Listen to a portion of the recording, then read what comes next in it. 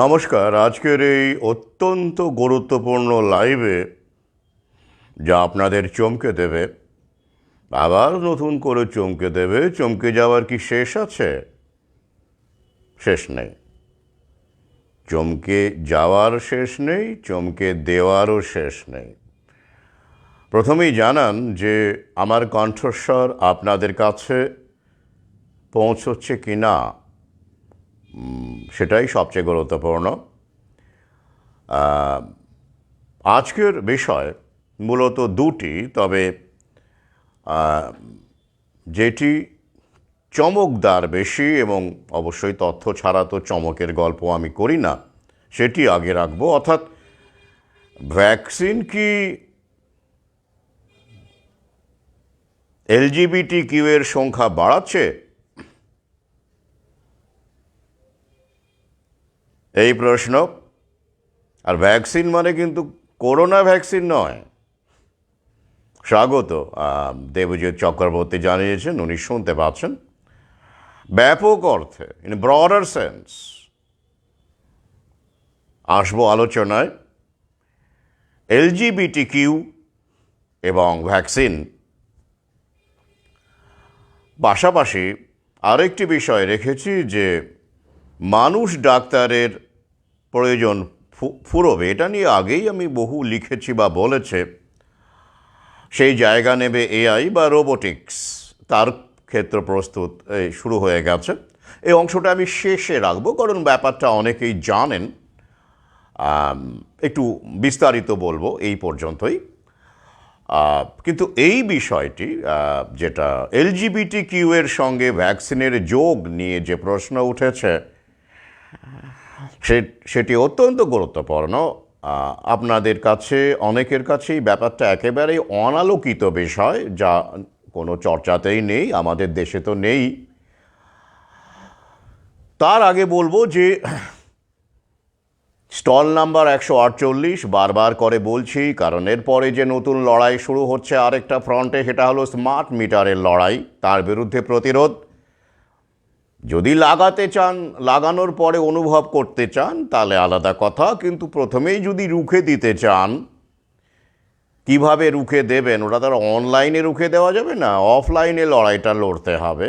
অনলাইনে আমাদের মজিয়ে দিয়েছে, আমি তো মজে যাইনি বলেই অফলাইনে বেরিয়ে পড়ি, সেটা আপনারা জানেন, কারণ ওটাই আসল লড়াইয়ের জায়গা হবে।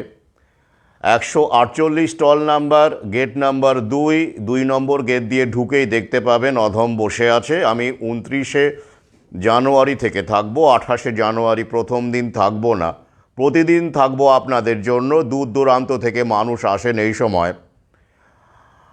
আর আমরা 2020 ইলেকট্রিসিটি বিল অনুযায়ী, এ নিয়ে আমার একটি ভিডিও আজকেও লিঙ্ক দিয়েছি, ওরা বলছে যে স্মার্ট মিটার নাকি ম্যান্ডেটরি, নাকি ওই আধারের মতোই কায়দা আর কি। যাই হোক, তো আমি তবুও আমরা RTI করছি একটা এই ব্যাপারে, RTI করছি। কিছুদিনের মধ্যে RTIটা আমরা পেয়ে যাব। আমরা লড়াই করব তথ্যে এবং পথে। তাই বারবার বলছি, এই অধম শুধুমাত্র লেখক নয়, এই মুহূর্তে আপনারা জানেন সক্রিয়ভাবে আমরা কাজ করছি। শুধু আমি নয়, আমরা অনেকেই কাজ করছি। আমিটাকে আমরা করতে হবে। তো তাই বই সংগ্রহ করলেও আসুন, করতে চাইলেও আসুন। যদি মনে করেন করবেন না, পাশে থাকবেন, জানি না কিভাবে আর পাশে থাকবেন, শুধু অনলাইনে শেয়ার করে আর দুটো কমেন্ট করে পাশে থাকার যুগ শেষ হয়ে গেছে। আমি তার পরোয়া করি না, কারণ আসল পাশে থাকা হচ্ছে এখন অফলাইনে। সেই পাশে থাকাগুলো কী কী হতে পারে সেটা আপনারা রীতিমতো জানেন। কোনো উদ্যোগ নেওয়া, আলোচনার উদ্যোগ নেওয়া না নিলে আমি নিজেই বেরিয়ে যাই, সেটা তো দেখতেই পাচ্ছেন। এটাকেই আমি মনে করি পাশে থাকা। আর অবশ্যই এই লড়াইয়ে বুঝতেই পাচ্ছেন আমার হাতিয়ার হচ্ছে বই।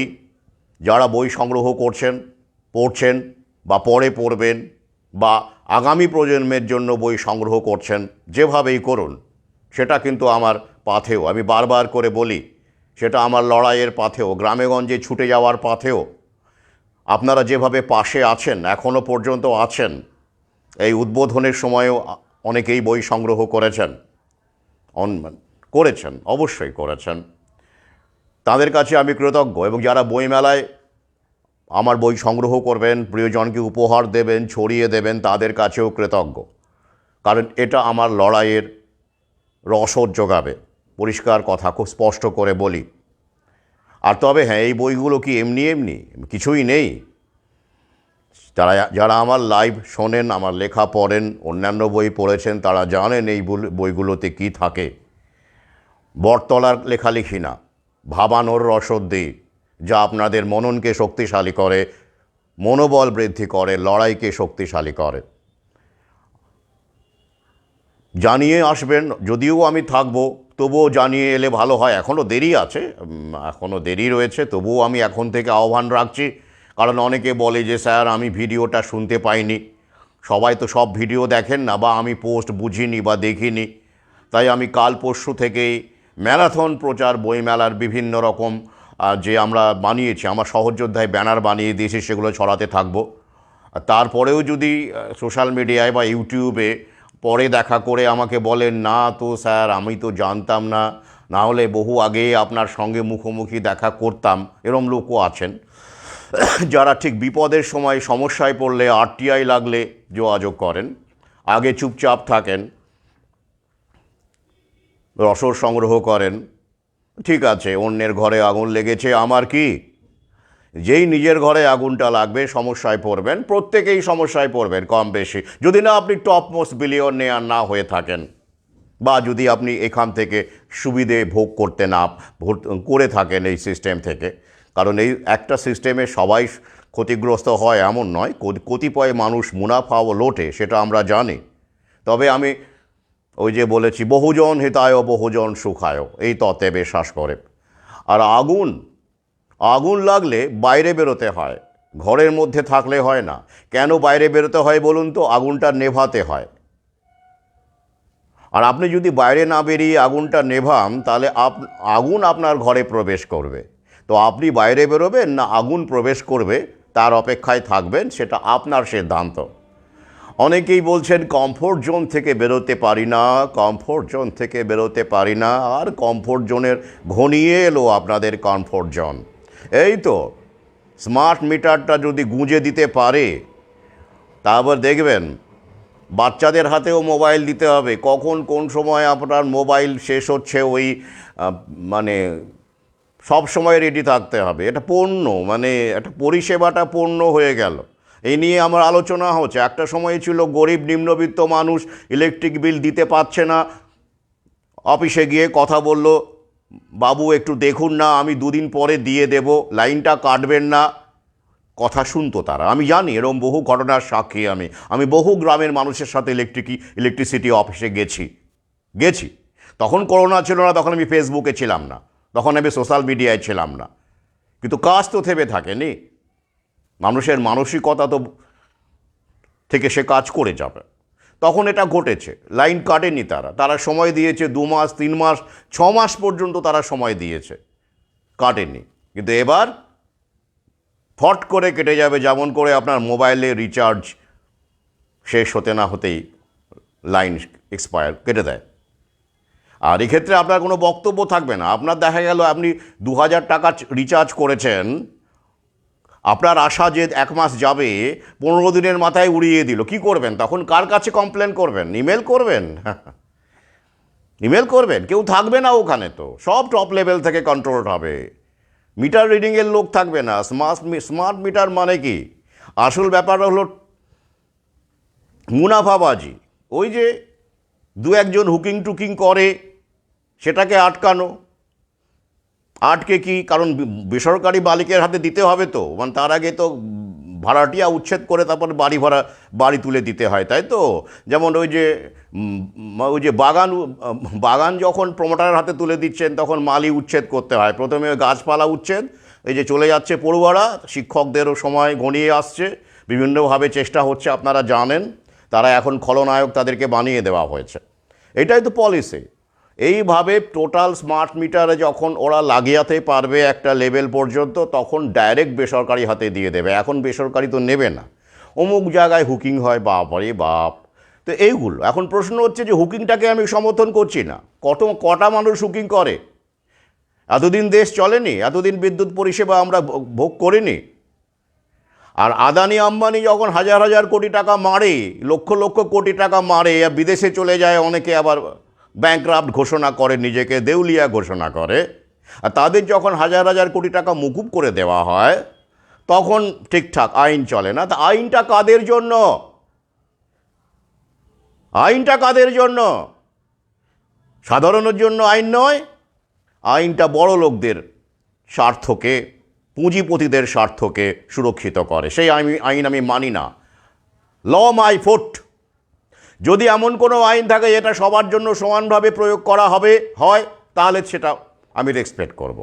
কোথায় কি হচ্ছে?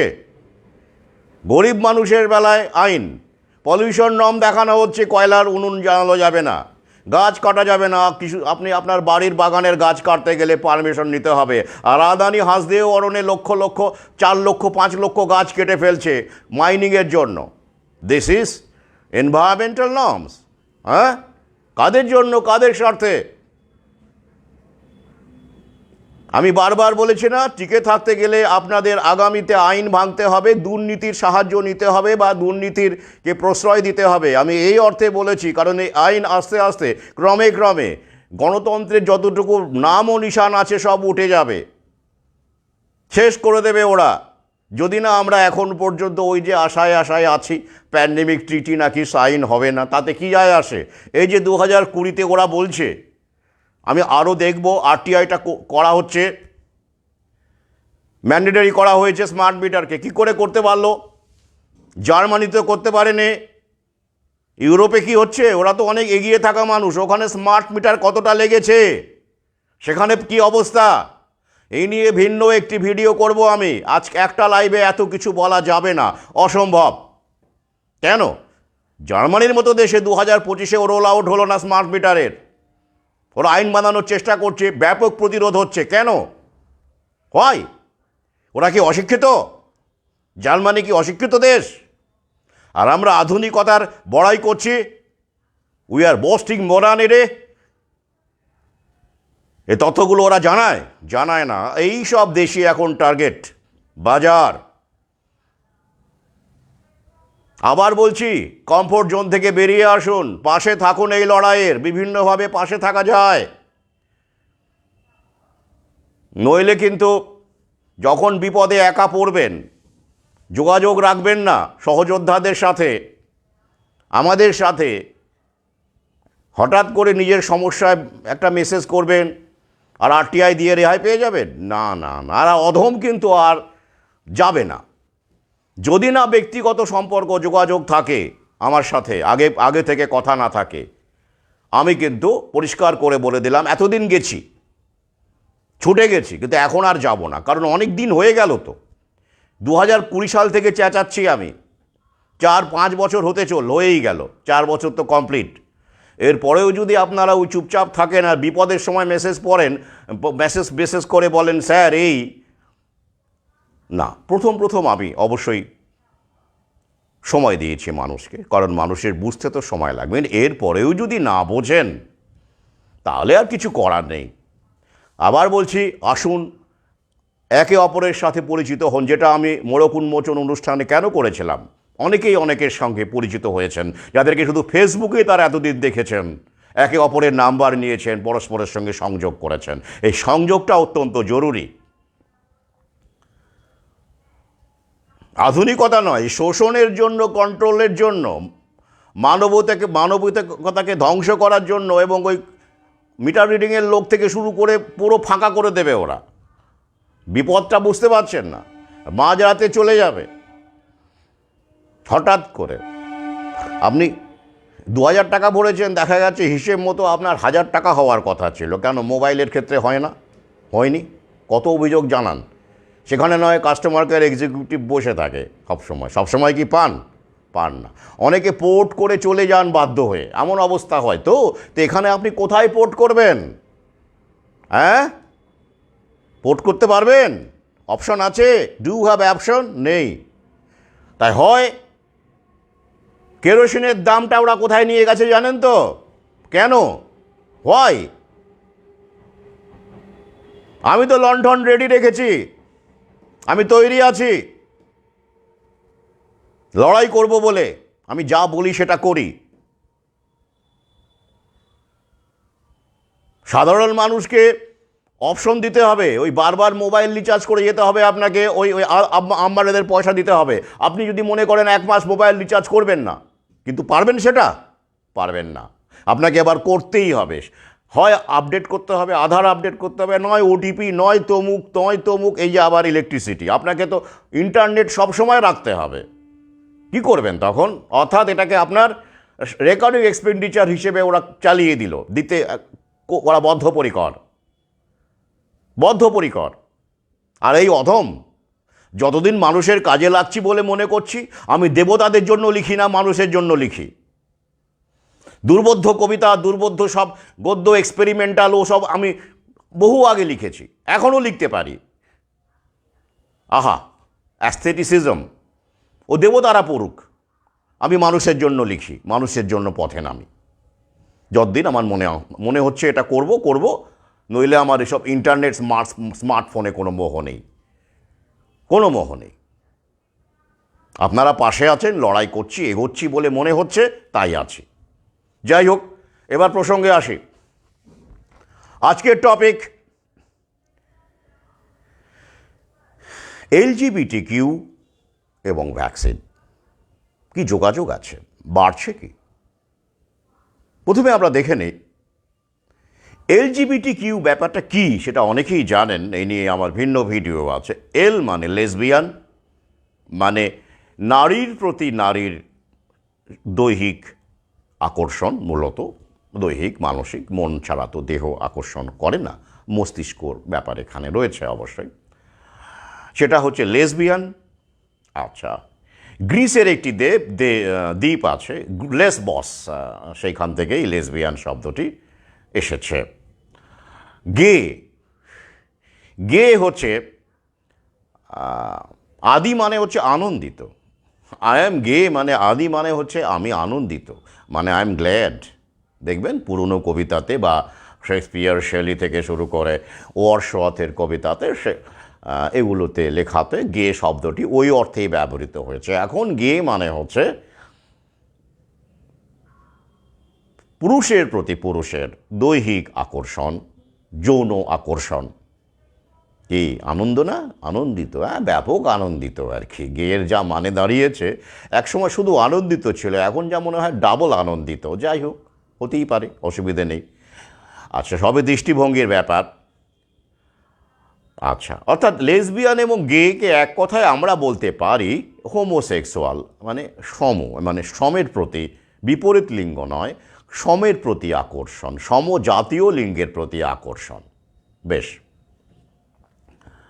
আর হেটেরোসেক্সুয়াল হলো বিষম জাতীয়, অর্থাৎ নারী পুরুষ বা পুরুষ নারীর মধ্যে যৌন আকর্ষণ, প্রতি যৌন আকর্ষণ বা ইত্যাদি, সেটা হচ্ছে হেটেরোসেক্সুয়াল। হেটেরো মানে বিপরীত, আর হোমো মানে সম, এ তো আমরা তো জানি। আচ্ছা, বেশ। আর তারপরে কি? LG হলো বাইসেক্সুয়াল, মানে কি উভকামী, অর্থাৎ এমন কোনো নারী বা পুরুষ যে উভয়ের প্রতি, নারীর প্রতিও আকর্ষিত বোধ করেন, পুরুষের প্রতিও আকর্ষিত বোধ করে। আগে, হ্যাঁ, ইন্টারেস্টিং না? খুব ভালো, খুবই ভালো। এটা তো ডবল আনন্দিত, ট্রিপল আনন্দিত হওয়ার কথা এক্ষেত্রে। জানি না তারা হন কি না, বা তারা কতটা ভালো থাকেন, তারা ভালো বলতে পারবেন যারা এর মধ্যে দিয়ে যাচ্ছেন আর কি। গেল। আচ্ছা, আর কি? বাইসেক্সুয়াল হয়ে গেল। ট্রি মানে ট্রান্সসেক্সুয়াল, অর্থাৎ যারা জন্মেছেন একটি লিঙ্গ নিয়ে, দেখতে অবশ্যই পুরুষের লিঙ্গ আছে, তার বৈশিষ্ট্যগুলো রয়েছে, কিন্তু মনে মনে সে নারী। কি সমস্যা বলুন তো? দেখতে পুরুষ, মনে নারী। ফিজিক্যালি জেন্ডার আইডেন্টিফিকেশনের দিক থেকে দেখতে গেলে বলা হচ্ছে যে পুরুষ, মেল, বাট মনের দিক থেকে, চিন্তা ভাবনায়, মননে সে হচ্ছে ফিমেল, অর্থাৎ সে ট্রান্স হয়ে গেল। আচ্ছা, ট্রান্সজেন্ডার, ট্রান্সসেক্সুয়াল যে নামেই ডাকুন, ট্রান্সজেন্ডার বলা হয়। আচ্ছা, অথবা উল্টো বাহ্যিকভাবে যে ফিচার্সগুলো দেখা যাচ্ছে, জেন্ডার ফিচার্স, সে দেখা গেল নারী, কিন্তু মনের দিক থেকে পুরুষ, মেল। এক্ষেত্রেও অবশ্যই ট্রান্সজেন্ডার বলা হয়। টি হয়ে মানে কিউ মানে কুইয়ার, মানে অদ্ভুত। কী যে ব্যাপার এটা আবার, এর বাইরে আবার কি আছে? কুইয়ার মানে যারা এই ব্যাপারটার মধ্যেও ঘেটে আছে আর কি, মানে অথবা ঠিক করতে পারছে না এখনও পর্যন্ত ঠিক কোনটা সে মানে কোন দিকে যাবে আর কি, একটা অদ্ভুত ঘোটালার মতো পরিস্থিতি আর কি। তো তাকে বলা হচ্ছে কুইয়ার, কিউ। অর্থাৎ ইন্টারেস্টিং, ভেরি ইন্টারেস্টিং না? হ্যাঁ, আমরা এগোচ্ছি না? এগোতে গেলে এরকম অদ্ভুত অদ্ভুত ব্যাপারগুলো আমাদের জানতে হবে, বুঝতে হবে, অগ্রগতির এগুলো বিভিন্ন দিক। ইতিমধ্যেই আপনারা জানেন যে একটা শব্দ ব্যবহার হচ্ছে, ওরা বলছে, ওদের মিডিয়া করছে, দালাল মিডিয়া প্রচার করছে, জেন্ডার ইজ ফ্লুইড। জেন্ডার বলে হার্ড অ্যান্ড ফাস্ট বলে কিছু হয় না। ফ্লুইড মানে কি? তরল। যে পাত্রে রাখবেন সেই পাত্রের আকার ধারণ করবে। প্রকৃতি কি তেমন কিছু বলেছিল? তো ফ্লুইড যদি হতো জেন্ডার, তাহলে তো পৃথিবীতে সৃষ্টিই হতো না, মানে নারী পুরুষ জন্ম, মানে লোক সংখ্যা এত বাড়তই না। বাড়তো কি? বাড়তো না। তো যাই হোক, এখন ওরা ওই যে মডার্নিটির যে ডেফিনেশন, তাতে বলা হচ্ছে জেন্ডার ব্যাপারটা একটা ফ্লুইড কনসেপ্ট। এখন আপনি যদি হার্ড অ্যান্ড ফাস্ট এভাবে নারী পুরুষ এরকম মেল ফিমেল বলেন, তাহলে বলা হবে আপনি backdated, you are backdated, you are backdated, you cis genderful, you cis genderful. আগে হ্যাঁ, সিস জেন্ডার কি একটু জেনে নিন।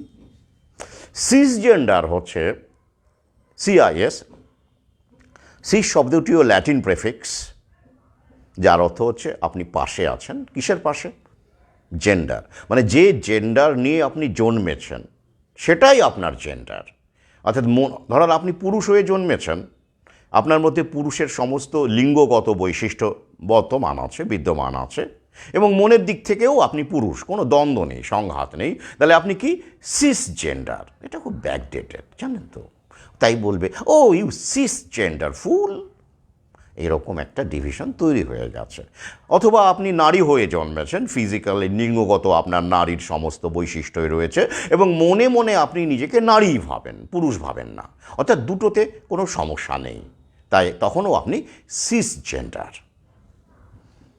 তাহলে মূল বিষয়টা আমি খুব সহজে বুঝিয়ে দিলাম সংক্ষেপে। ট্রান্স মানে ওই যে অতিক্রম করতে চাইছে। ট্রান্সজেন্ডার আপনার যা জেন্ডার, আপনার ফিজিক্যালি আপনি যা নারী বা পুরুষ, মন তাকে ট্রান্স করতে চাইছে, অর্থাৎ অতিক্রম করতে চাইছে।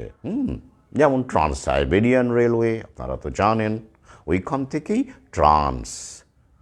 যেমন ট্রান্সলেট, ট্রান্স শব্দটা প্রিফিক্স হিসেবে বা রুট হিসেবে বহু জায়গায় ব্যবহার করা হয়। ট্রান্সফর্ম, ট্রান্সলেট, তাই তো? আপনারা পরিচিত শব্দ আর কি। এবারে আসুন একটু তথ্য নিয়ে নিই। আমেরিকার, আমি একটা দেশকে নিয়েই আমি কভার করছি, কারণ ওরা এগিয়ে থাকা অগ্রগতির একটা মডেল। তো ভ্যাকসিন কার্যক্রম সবার আগে ওই দেশেই শুরু হয়েছে অগ্রগতির মডেল। তো কারণ সব দেশের ডেটা দিতে আলোচনা করতে গেলে ভিডিওতে জায়গা হবে না, মগজে থাকলেও বলা যাবে না, সময় নেই।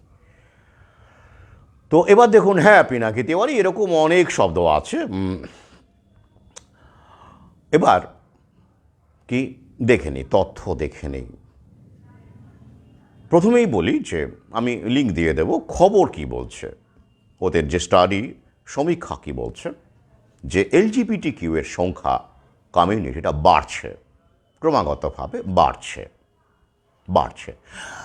জেনারেশন জেড যত অ্যাডাল্ট হচ্ছে, জেনারেশন জেড আবার বুঝতে হবে, আসছে এক এক করে, যত অ্যাডাল্টহুডের দিকে যাচ্ছে, আমেরিকার মানে LGBTQ পপুলেশন যদি হয়, সেটা 7.5% ইতিমধ্যেই অতিক্রম করে ফেলেছে। আমেরিকার 7.5%, 7.6 অ্যারাউন্ড, ওই রকম অলরেডি হয়ে গেছে অ্যাডাল্ট পপুলেশনের। হ্যাঁ, এবং এটাই প্রজেক্ট করা হচ্ছে যে 2040 নাগাদ আমেরিকান ভোটারদের 1/5 এই LGBTQ হবে। কি অগ্রগতি। তো এবার ডেটাটা নিয়ে নেওয়া যাক। দেখা যাচ্ছে যে বেবি বুমার্সদের মধ্যে এই এলজিবিটিকিউ মানে সবগুলো ধরে আর কি 2.6% ছিলেন এলজিবিটিকিউ এর সম্প্রদায়ের মধ্যে, বেবি বুমার্সদের মধ্যে। বেবি বুমার্স কাদের বলা হয় একটু দেখে নিই। 1945-46 সাল থেকে শুরু করে 1964 সাল পর্যন্ত যারা জন্মেছেন, এই সময়ের মধ্যে যারা জন্মেছেন, যাদের এখন অনেকেরই বয়স প্রায় 80 ছুঁই ছুঁই, সেটা তো জান বুঝতেই পাচ্ছেন, যেটা করলে দেখা যাবে 76-80 এরকম। তো এদের মাত্র 2.6% আমেরিকানদের মধ্যে এটা ছিল, এলজিবিটিকিউ ব্যাপারটা ছিল বা আছে, যারা বেঁচে আছেন। এবার একটু এগিয়ে আসি। বেবি বুমার্স, এই মনে রাখবেন এই টার্মগুলো কিন্তু খুব গুরুত্বপূর্ণ। আমি পরবর্তীকালে কিন্তু এই বিষয়গুলো আর তো বলতে পারবো না, আমি একবারে বলে নিচ্ছি, তারপরে এই শব্দগুলো কিন্তু বারবার করে ঘুরে আসবে, এই এই টার্মিনোলজিগুলো বারবার করে ঘুরে আসবে। দ্য বেবি বুমার্স হচ্ছে 1945-46 থেকে, মানে সেকেন্ড ওয়ার্ল্ড ওয়ারের ওই সময় থেকে, যখন শেষ হচ্ছে ওই সময় থেকে ওই লোক সংখ্যা কমে গিয়েছিল পৃথিবীতে। 5 কোটি লোক অফিসিয়ালি মারা যায় দ্বিতীয় বিশ্বযুদ্ধে। তখন তাছাড়া মানুষ বিভিন্ন মানে একাকিত্বে ভুগছিল, অনেকের প্রিয়জন হারিয়ে গিয়েছিল। তখন আমেরিকায় সন্তানের সংখ্যাটা বাড়ে, মানে অনেক বাবা মা অনেক একাধিক সন্তান নিতে শুরু করেন। তো এদের এই সময়ে যারা জন্মগ্রহণ করেছিলেন তারা এটা নিয়েছিলেন আর কি। তো এদেরকে বেবি বুমার্স বলা হয়, তাই 1945 থেকে 1964 পর্যন্ত হচ্ছে এই বেবি বুমার্সদের জন্মকাল ধরা হয়। আচ্ছা গেল, এবং তারা পরবর্তীকালে অ্যাডাল্ট হওয়ার পরে তারা বাবা হয় এবং সন্তান সন্ততি গ্রহণ করেন। এবারে আসছি জেনারেশন এক্স। জেনারেশন এক্সের মধ্যে এই সংখ্যাটা কত? 4.2%। এলজিবিটিকিউ এর সংখ্যা 4.2%। জেনারেশন এক্স কাদের বলা হচ্ছে? 1964 থেকে 1981 পর্যন্ত এই সময়ের মধ্যে যাদের জন্মকাল, যারা এই সময়ে কোনো এক বছরে জন্মেছেন, তারা জেনারেশন এক্স। এটা অনেকেই কিন্তু জানেন না। জেনারেশন এক্সের মধ্যে এলজিবিটিকিউ এর যে পরিসংখ্যান আমরা পাচ্ছি সেটা হলো 4.2% মতো। কি হলো, বাড়ছে না? তাহলে প্রথমেই আমরা পেলাম বেবি বুমার্সদের মধ্যে 2.6, এবার জেনারেশন এক্সের মধ্যে পাচ্ছি 4.2। এটা কিন্তু 2021-এর ডেটা, পরে আরও বেড়েছে। এবার আসছি মিলেনিয়াল। মিলেনিয়াল কাদের বলে? মিলেনিয়াল হলো যারা 1981 থেকে 1995 সাল পর্যন্ত এই সময়ের মধ্যে জন্মেছেন, তাদের মিলেনিয়াল বলা হয়। এই মিলেনিয়ালদের মধ্যে এটা 10.5%। বাড়ছে না? কি ইন্টারেস্টিং। এলজিবিটিকিউ এর যে মধ্যে তাদের 10.5% পড়ছে। এবারে আসছি জেনারেশন জেড। জেনারেশন জেড যারা 96-এর পরে জন্মেছেন, 96 বা তার পরে জন্মেছেন, জেনারেশন জেড। এটা কিন্তু সমস্ত দেশে এইভাবেই হিসেবটা করা হচ্ছে। তাদের মধ্যে এলজিবিটিকিউ কত সংখ্যা, পার্সেন্টেজ? ঘাবড়ে যাবেন, 30%। 30% জেনারেশন জেড যারা, একদম সাম্প্রতিক। এটা আমেরিকার ডেটা, এগিয়ে যাওয়া দেশের ডেটা। আর তাই ওরা বলছে যে 2040 নাগাদ আমেরিকার 1/5, এটা কনজারভেটিভ এস্টিমেট, 1/6 আরও বাড়তে পারে, 1/4 তো হতে পারে, এলজিবিটিকিউ হবে। কি ইন্টারেস্টিং না? অগ্রগতির সাথে এলজিবিটিকিউ এর একটা অদ্ভুত যোগাযোগ দেখতে পাচ্ছেন তো। আর তাই আমি আগেই বারবার বলেছি ট্রান্সজেন্ডার প্রমোশন হবে আগামী, এবং শুরু হয়ে গেছে বিভিন্ন ক্ষেত্রে, ক্রীড়া, বিউটি কন্টেস্ট থেকে শুরু করে চিকিৎসক, পেশা, এতদিন ওরা বিভিন্নভাবে এই কাজটা করেছে, বিভিন্ন ক্ষেত্রে কাজটা করেছে, ডিভাইড অ্যান্ড রুলের খেলা এবং ডমিনেট করে বিভিন্নভাবে একটা সময় আমাদের দেশে প্রকৃত উন্নয়ন না ঘটিয়ে কোটা সিস্টেম চালু করা হলো। এসসি এসটি করে তাদের কতটা উন্নতি হয়েছে গ্রামে গঞ্জে গিয়ে দেখে আসুন। ক্রিমি লেয়ার তৈরি হয়েছে মাত্র, কিছু লোক সুবিধে জন্মান্তর পর নিয়ে গেছেন। কিছু হয়েছে? হয়নি। ওটা কিন্তু কি কাজ হয়েছে? ঘৃণা তৈরি করা। জেনারেল কাস্ট বললাম, শিডিউল কাস্ট শিডিউল ট্রাইবের মধ্যে একটা ঘৃণা তৈরি করা, সেটা ওরা সফল হয়েছে। তারপরে কি হলো? ওর সঙ্গে নারীকে প্রমোট করো। হ্যাঁ, প্রমোট করা হয়েছে পেশা ক্ষেত্রে বলুন। আমি বলছি না সমস্ত নারী অযোগ্য, না বলিনি, কিন্তু ওদের পলিসির কথা বলছি আমি। পলিসি এখন যেমন ওই যে পরে লক্ষ্মীর ভাণ্ডার থেকে শুরু করে বিভিন্ন খেলাটা বুঝুন, কিন্তু যে বেনিফিট পাচ্ছে সে ভাবছে বাহ দারুণ খুশি, খুব ভাল লাগছে, কিন্তু সে জানে না সমাজের ধ্বংসস্তূপভাবে ওরা তৈরি করছে আর কি। তবে সবই দৃষ্টিভঙ্গির ব্যাপার। হ্যাঁ, আমি তো বারবার বলেছি আমি প্রক্রিয়াটা বন্ধ করতে পারি না, আপনাদের সামনে তুলে ধরতে পারি। তো একইভাবে ওরা বিভিন্ন পেশার ক্ষেত্রে ডাক্তারি বলুন, সেনা বলুন, চিকিৎসা শিক্ষা বলুন, শিক্ষকতা বলুন, আপনি এসএসসির দিকে তাকিয়ে দেখুন না কেন, এসএসসির ক্ষেত্রে কী হলো? গার্লস স্কুলগুলোতে শুধুমাত্র মহিলারাই চাকরি পাবে, শিক্ষকতা করবে, কিন্তু বয়েজ স্কুলে মহিলারা ঢুকতে পারবে শিক্ষক শিক্ষিকা হিসেবে, পারবে তো? কোয়েড স্কুলে তো পারবেই। তাহলে কি দাঁড়ালো? পলিসিটা ভাবুন, ইন্টারেস্টিং না? হ্যাঁ, এভাবেই দেখবেন খেয়াল করে যে এসএসসির মাধ্যমে বা শিক্ষকতার ক্ষেত্রে নারীর সংখ্যা, বা শুধু তাই নয়, 2000 সালের পর থেকে বিভিন্ন পেশাতে কিভাবে নারীর সংখ্যা ওরা বাড়িয়েছে। আমি কিন্তু আবার বলছি, যোগ্যতার এখানে প্রশ্ন নেই, এটা পলিসির প্রশ্ন। এখন কি নারীদের যোগ্যতা নেই? তাহলে এসএসসি চাকরি পেয়ে দেখান। এখন কি যোগ্যতা নেই, হারিয়ে গেছে নারীদের? না, আমি বারবার বলছি, এই জায়নিস সিস্টেমে যার মধ্যে আমরা আছি, যেসব পেশা তৈরি করেছে ওরা ওদের স্বার্থে তৈরি করেছে। যোগ্যতা এখানে ম্যাটার করে না, যোগ্যতার সংজ্ঞা ওরা তৈরি করে দেয়। তাহলে যোগ্যতা, শিক্ষক হওয়ার যোগ্য যুবক যুবতী 10 বছর আগে ছিল, তাই তো? এখন আর নেই। 15 বছর আগে ছিল, এখন আর নেই। কোথায় গেল তারা? এখন কি শিক্ষক হওয়ার জন্য যেসব কোয়ালিফিকেশন, এমএসসি বলুন, এমএ বলুন, তার সঙ্গে বিএড বলুন, এমএড বলুন, ইত্যাদি, বা পরীক্ষায় পাশ করার যোগ্যতা, এরকম কেউ নেই? বহু আছে। তাহলে হচ্ছে না কেন? ভ্যাকেন্সি নেই, ওরা তৈরি করছে না, প্রয়োজন ফুরিয়ে গেছে, ক্রিয়েট করছে না ভ্যাকেন্সি। তাহলে আপনি শিক্ষক হন আর ডাক্তার হন, সরকারি হাসপাতালে ডাক্তার হন, দেখবেন আগামীতে কজন ওই সরকারি হাসপাতালে ডাক্তার সাবসিডাইজ ডাক্তার কজন হতে পারেন, মিলিয়ে নেবেন। এগুলো থেকে বেরিয়ে আসুন। ওই যে একজন সাধু হয়ে গেছেন, বুদ্ধিমানের কাজ করেছেন। আইআইটির অবস্থা খুবই খারাপ, আগামীতে আইআইটি শেষ, রিসেট চলছে। উনি এখন ভেতরে দেখুন, আমি বলছি না, আমি ওকে ছোট করছি না, ভাইরাল হয়েছেন ঠিক আছে, এ নিয়ে আমার একটু আগে একটা ভিডিও আমি ছেড়েছি ইউটিউবে, অবশ্যই শুনবেন। মানে এজেন্ডার একটা জায়গা আছে এখানে অবশ্যই, কেন কী উদ্দেশ্যে সব ভাইরাল হচ্ছে আমি সেটা বলেছি। কিন্তু গভীরে যান, এখান থেকে ওরা এটাও বলবে আগামীতে কি হচ্ছে। আইআইটি করেছেন মানে আপনি কি ইঞ্জিনিয়ারের চাকরি চাইছেন নাকি? কোটি টাকা প্যাকেজ চাইছেন? দেখছেন না সাধু হয়ে যাচ্ছে। ধর্মের কথা ভাবুন, দেশের কথা ভাবুন। আইআইটি মানে আপনাকে মানে বড় বড় চাকরি করতে হবে, আপনি এই আশা করেন?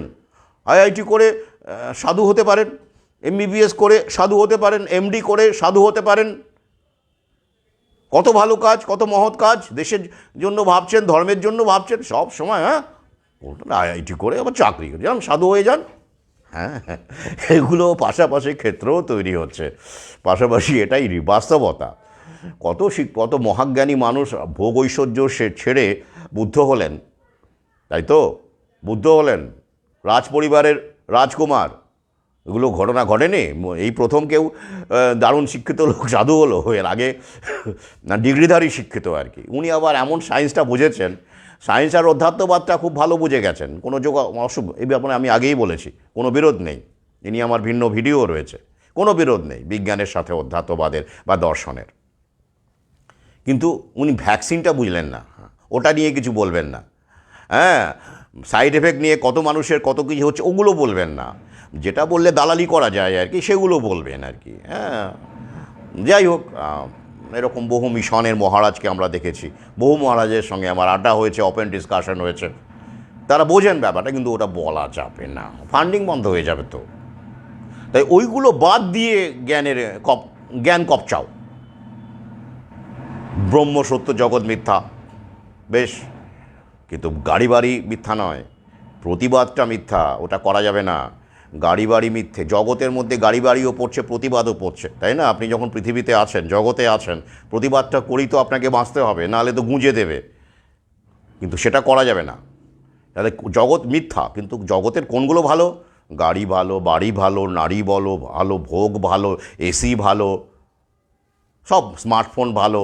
এরকম বহু অধ্যাত্মবাদী আছেন, যারা গুরুও আছেন, শিষ্যও আছেন, দেখবেন তারা এসব বলেন, ব্রহ্ম সত্য, জগৎ মিথ্যা। আহারে, তাহলে জগৎ মিথ্যা হলে আছো কেন? চলে যাও, সব ছেড়ে ছুড়ে, জগতে তোমার যা ঐশ্বর্য আছে দান করে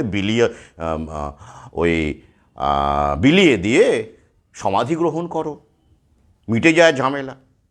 তো এই ব্যাপারগুলো শঙ্করাচার্য যেটা উপলব্ধির কথা বলেছেন, সে তো নতুন কিছু নয়, এটা আমরা উপলব্ধি করতে পারি, ঠিক আছে, কিন্তু সেটা তিনি এই অর্থে বলেছেন, অধ্যাত্মবাদ মানে কি তাই সমাজ থেকে, মানুষের কাছ থেকে মুখ ফিরিয়ে নিয়ে ওদিকে ৭২ হুড় দেখানো হচ্ছে? আসল আর্থসামাজিক ব্যাপারটা, সুধীন ব্যাংকিং ব্যবস্থার কথা, সুধীন অর্থনীতির কথা বলে গেছিলেন মোহাম্মদ, সেখান থেকে ঘুরিয়ে নিয়ে গিয়ে ওই যে ওরা তো টার্গেট, তাই ওদেরকে কী করতে হবে? অমুক হারাম, তমুক হারাম, এসব বলাতে হবে, বলিয়ে হুজুরকে প্রমোট করো, প্রমোট করে ব্যাস ইসলাম শেষ। ভালো খেলা। আর এদিকে হচ্ছে দায়িত্বহীন সমাজ থেকে মানব বিমুখ অধ্যাত্মবাদ। আচ্ছা, কৃষ্ণ, মহাভারত, গীতা, ভগবদ গীতা, গীতার চাইতে অধ্যাত্মবাদী কোনো পুস্তক বা আকর গ্রন্থ গোটা বিশ্বে আছে? ধন্যবাদ মিঠুন, তুমি পেয়েছো, জানালাম, বই পেয়েছো, জানিয়েছ। তো আছে, গীতার চাইতে আধ্যাত্মিক আলোকপাত উপলব্ধির আর কোনো বই আছে পৃথিবীতে? উত্তর দিন। ভগবদ গীতা আছে না? আমি এই ইসকনের ভগবদ গীতার কথা বলছি না, ওরে বাপ রে বাপ, আমি আসছি না। কোরআন অনেক রকম আছে, হয়ে গেছে, গীতাও এখন অনেক রকম হয়ে গেছে, আমি ওটার কথা বলছি না, আমি ভগবদ গীতার কথা বলছি। কেন বলছি জানেন? আচ্ছা বলুন তো, ব্রহ্মসত্য, জগৎ মিথ্যা, এই উপলব্ধি কি শ্রীকৃষ্ণের ছিল না? নাকি ওটা পরে আমরা জানতে পেরেছি? উনি জানতেন না, উনি তো শঙ্করাচার্যর সময় ছিলেন না, নাকি আগে চলে গেছিলেন, তো তাই তো জানতেন না নাকি? তো যাই হোক, তো শ্রীকৃষ্ণ তাহলে পাণ্ডবদের কেন বললেন না? পাণ্ডবদের যখন কৌরবরা তাদের রাজত্ব থেকে, তাদের ভূমি থেকে, জমি থেকে উৎখাত করল কৌশলে, দ্রুত ক্রিয়ার মাধ্যমে, পাশা খেলার মাধ্যমে, তারপর যারা অজ্ঞাতবাস সম্পন্ন করে যখন ফিরে এসে তাদের রাজ্যের ভাগ চাইল, তখন দুর্যোধন অস্বীকার করল। গল্পটা তো আমরা সবাই জানি, কৌরব পাণ্ডবের কাহিনী, কুরুক্ষেত্রের যুদ্ধ। যখন অস্বীকার করল, তখন কৃষ্ণ পাণ্ডবদের সখা, পাণ্ডব সখা, আরও ভালো করে পার্থ সারথি, তিনি কি উপদেশ দিলেন? ছেড়ে দাও, দিতেই তো পারতেন। কি হবে? জগৎ মিথ্যা, রাজ্য মিথ্যা, কি হবে রক্তপাত করে? ছেড়ে দাও, ছেড়ে দিয়ে চলো আমরা ব্রহ্মের সাধনা করি, ব্রহ্ম সত্য, জগৎ মিথ্যা, এটা করলে তো কুরুক্ষেত্র হতোই না। তাতে তিনি কি তা বলেছিলেন? What was his lesson? I would like to say, what is his lesson now? What are you learning from him? The great Lord Krishna? তিনি বলেছিলেন, যুদ্ধ করো, নিজের অধিকার বুঝে নাও।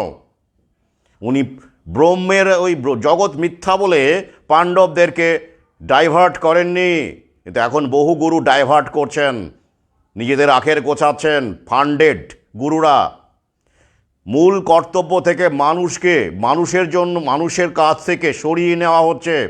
তো গীতা থেকে তাহলে এই শিক্ষাটা কি আমরা অধ্যাত্মবাদের শিক্ষা বলে ধরবো না, ভুল মনে করব নাকি? ভুল শিক্ষা ছিল ওটা নাকি? রক্তপাতই হতো না, ভ্যাকসিন নিয়ে নাও, লকডাউন মেনে নাও, কি হবে? জগৎ মিথ্যা। হার্ট অ্যাটাক হচ্ছে, ব্রেন স্ট্রোক হচ্ছে, দূর, সব লীলা, মহাকালের লীলা। ও কি হবে প্রতিবাদ করে? মেনে নাও।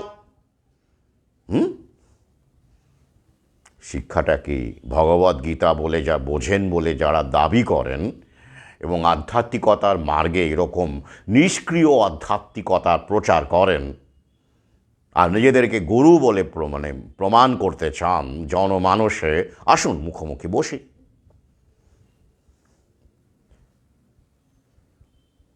মঙ্গল কাব্য থেকে শুরু করে শাস্ত্র পুরাণ এই অধমও কিঞ্চিত কিঞ্চিত পড়েছে। প্রয়োজন হয় না বলে এখানে বলি না, আর আমার সাবজেক্টটা এই মুহূর্তে জানেন কি নিয়ে আমি কাজ করছি, সেগুলোই বলি, মূলত সেগুলোই লিখি। কিন্তু পড়াশোনা তো মানুষ করতেই পারে। মানুষ যদি অধম যদি ভাইরোলজি পড়তে পারে, ব্যাকটেরিওলজি পড়তে পারে, তাহলে থিওসফি কেন পড়বে না? থিওলজি কেন পড়বে না? মেটাফিজিক্স কেন পড়বে না? পড়তেই পারে। আধ্যাত্মিকতা, ওদিকে ওই মাথায় টুপি আর টাকনুর উপরে পাজামা আর দাড়ি, আর এদিকে হচ্ছে গেরুয়া আর তিলক, রুদ্রাক্ষ আর টানো, ব্যাস হয়ে গেল, বাবা হয়ে গেল। আর একটু শিক্ষিত, দু একটা ইংরেজি বলতে হবে, বাপরে এডুকেটেড লোক, দারুণ বিজ্ঞানটা বুঝে গেছেন।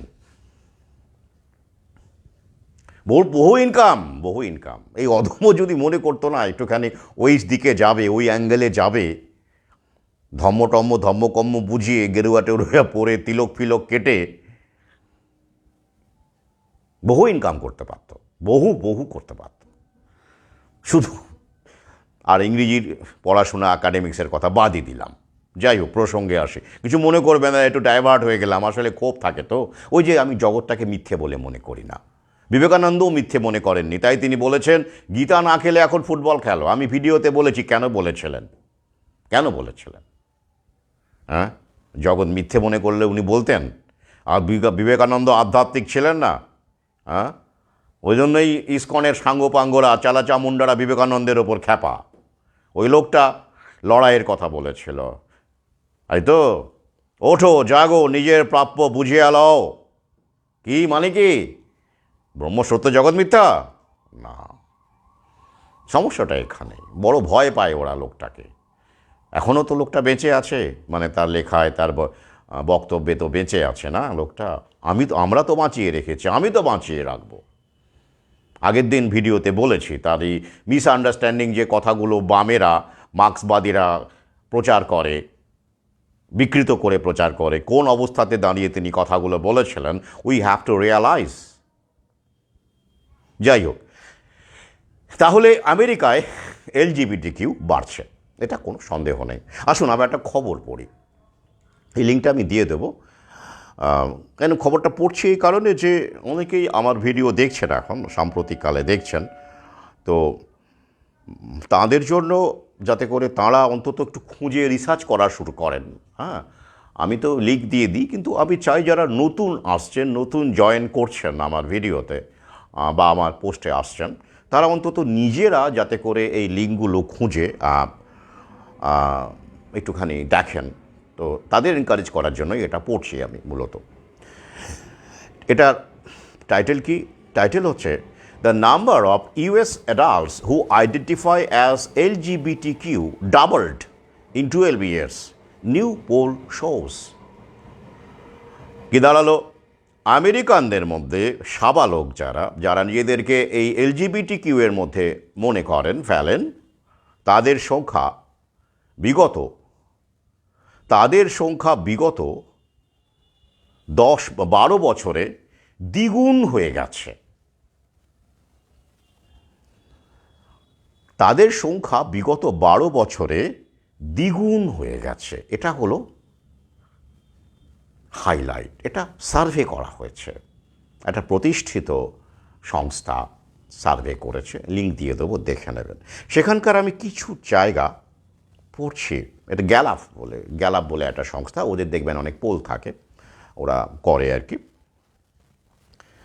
তো সেখানে বলছে দেখুন, the latest result show that 7.6% of US adults now align themselves with the LGBTQ community, up from 3.5% in 2012. 2012 সালে আমেরিকান প্রাপ্তবয়স্কদের মধ্যে মাত্র 3.5% এলজিবিটি কিউ এর মধ্যে ছিলেন বলে তারা বলতেন।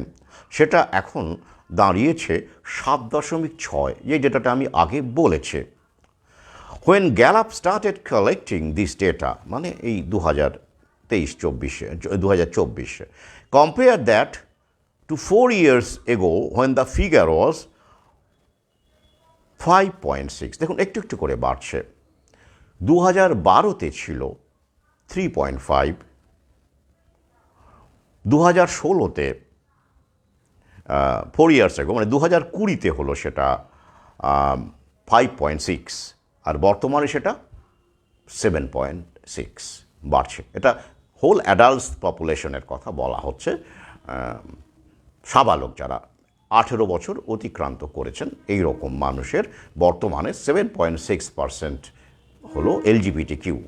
তো আমেরিকার লোকসংখ্যার হিসেবে এটা কিন্তু খুব একটা কম নম্বর সংখ্যা নয় দাঁড়াচ্ছে, তাই না? এবং এই কারণেই ওরা বলছে 2040 নাগাদ আমেরিকান অ্যাডাল্টস মানে ভোটারদের 1/5 এই এলজিবিটি কিউ হবে। আচ্ছা, এবার দেখুন,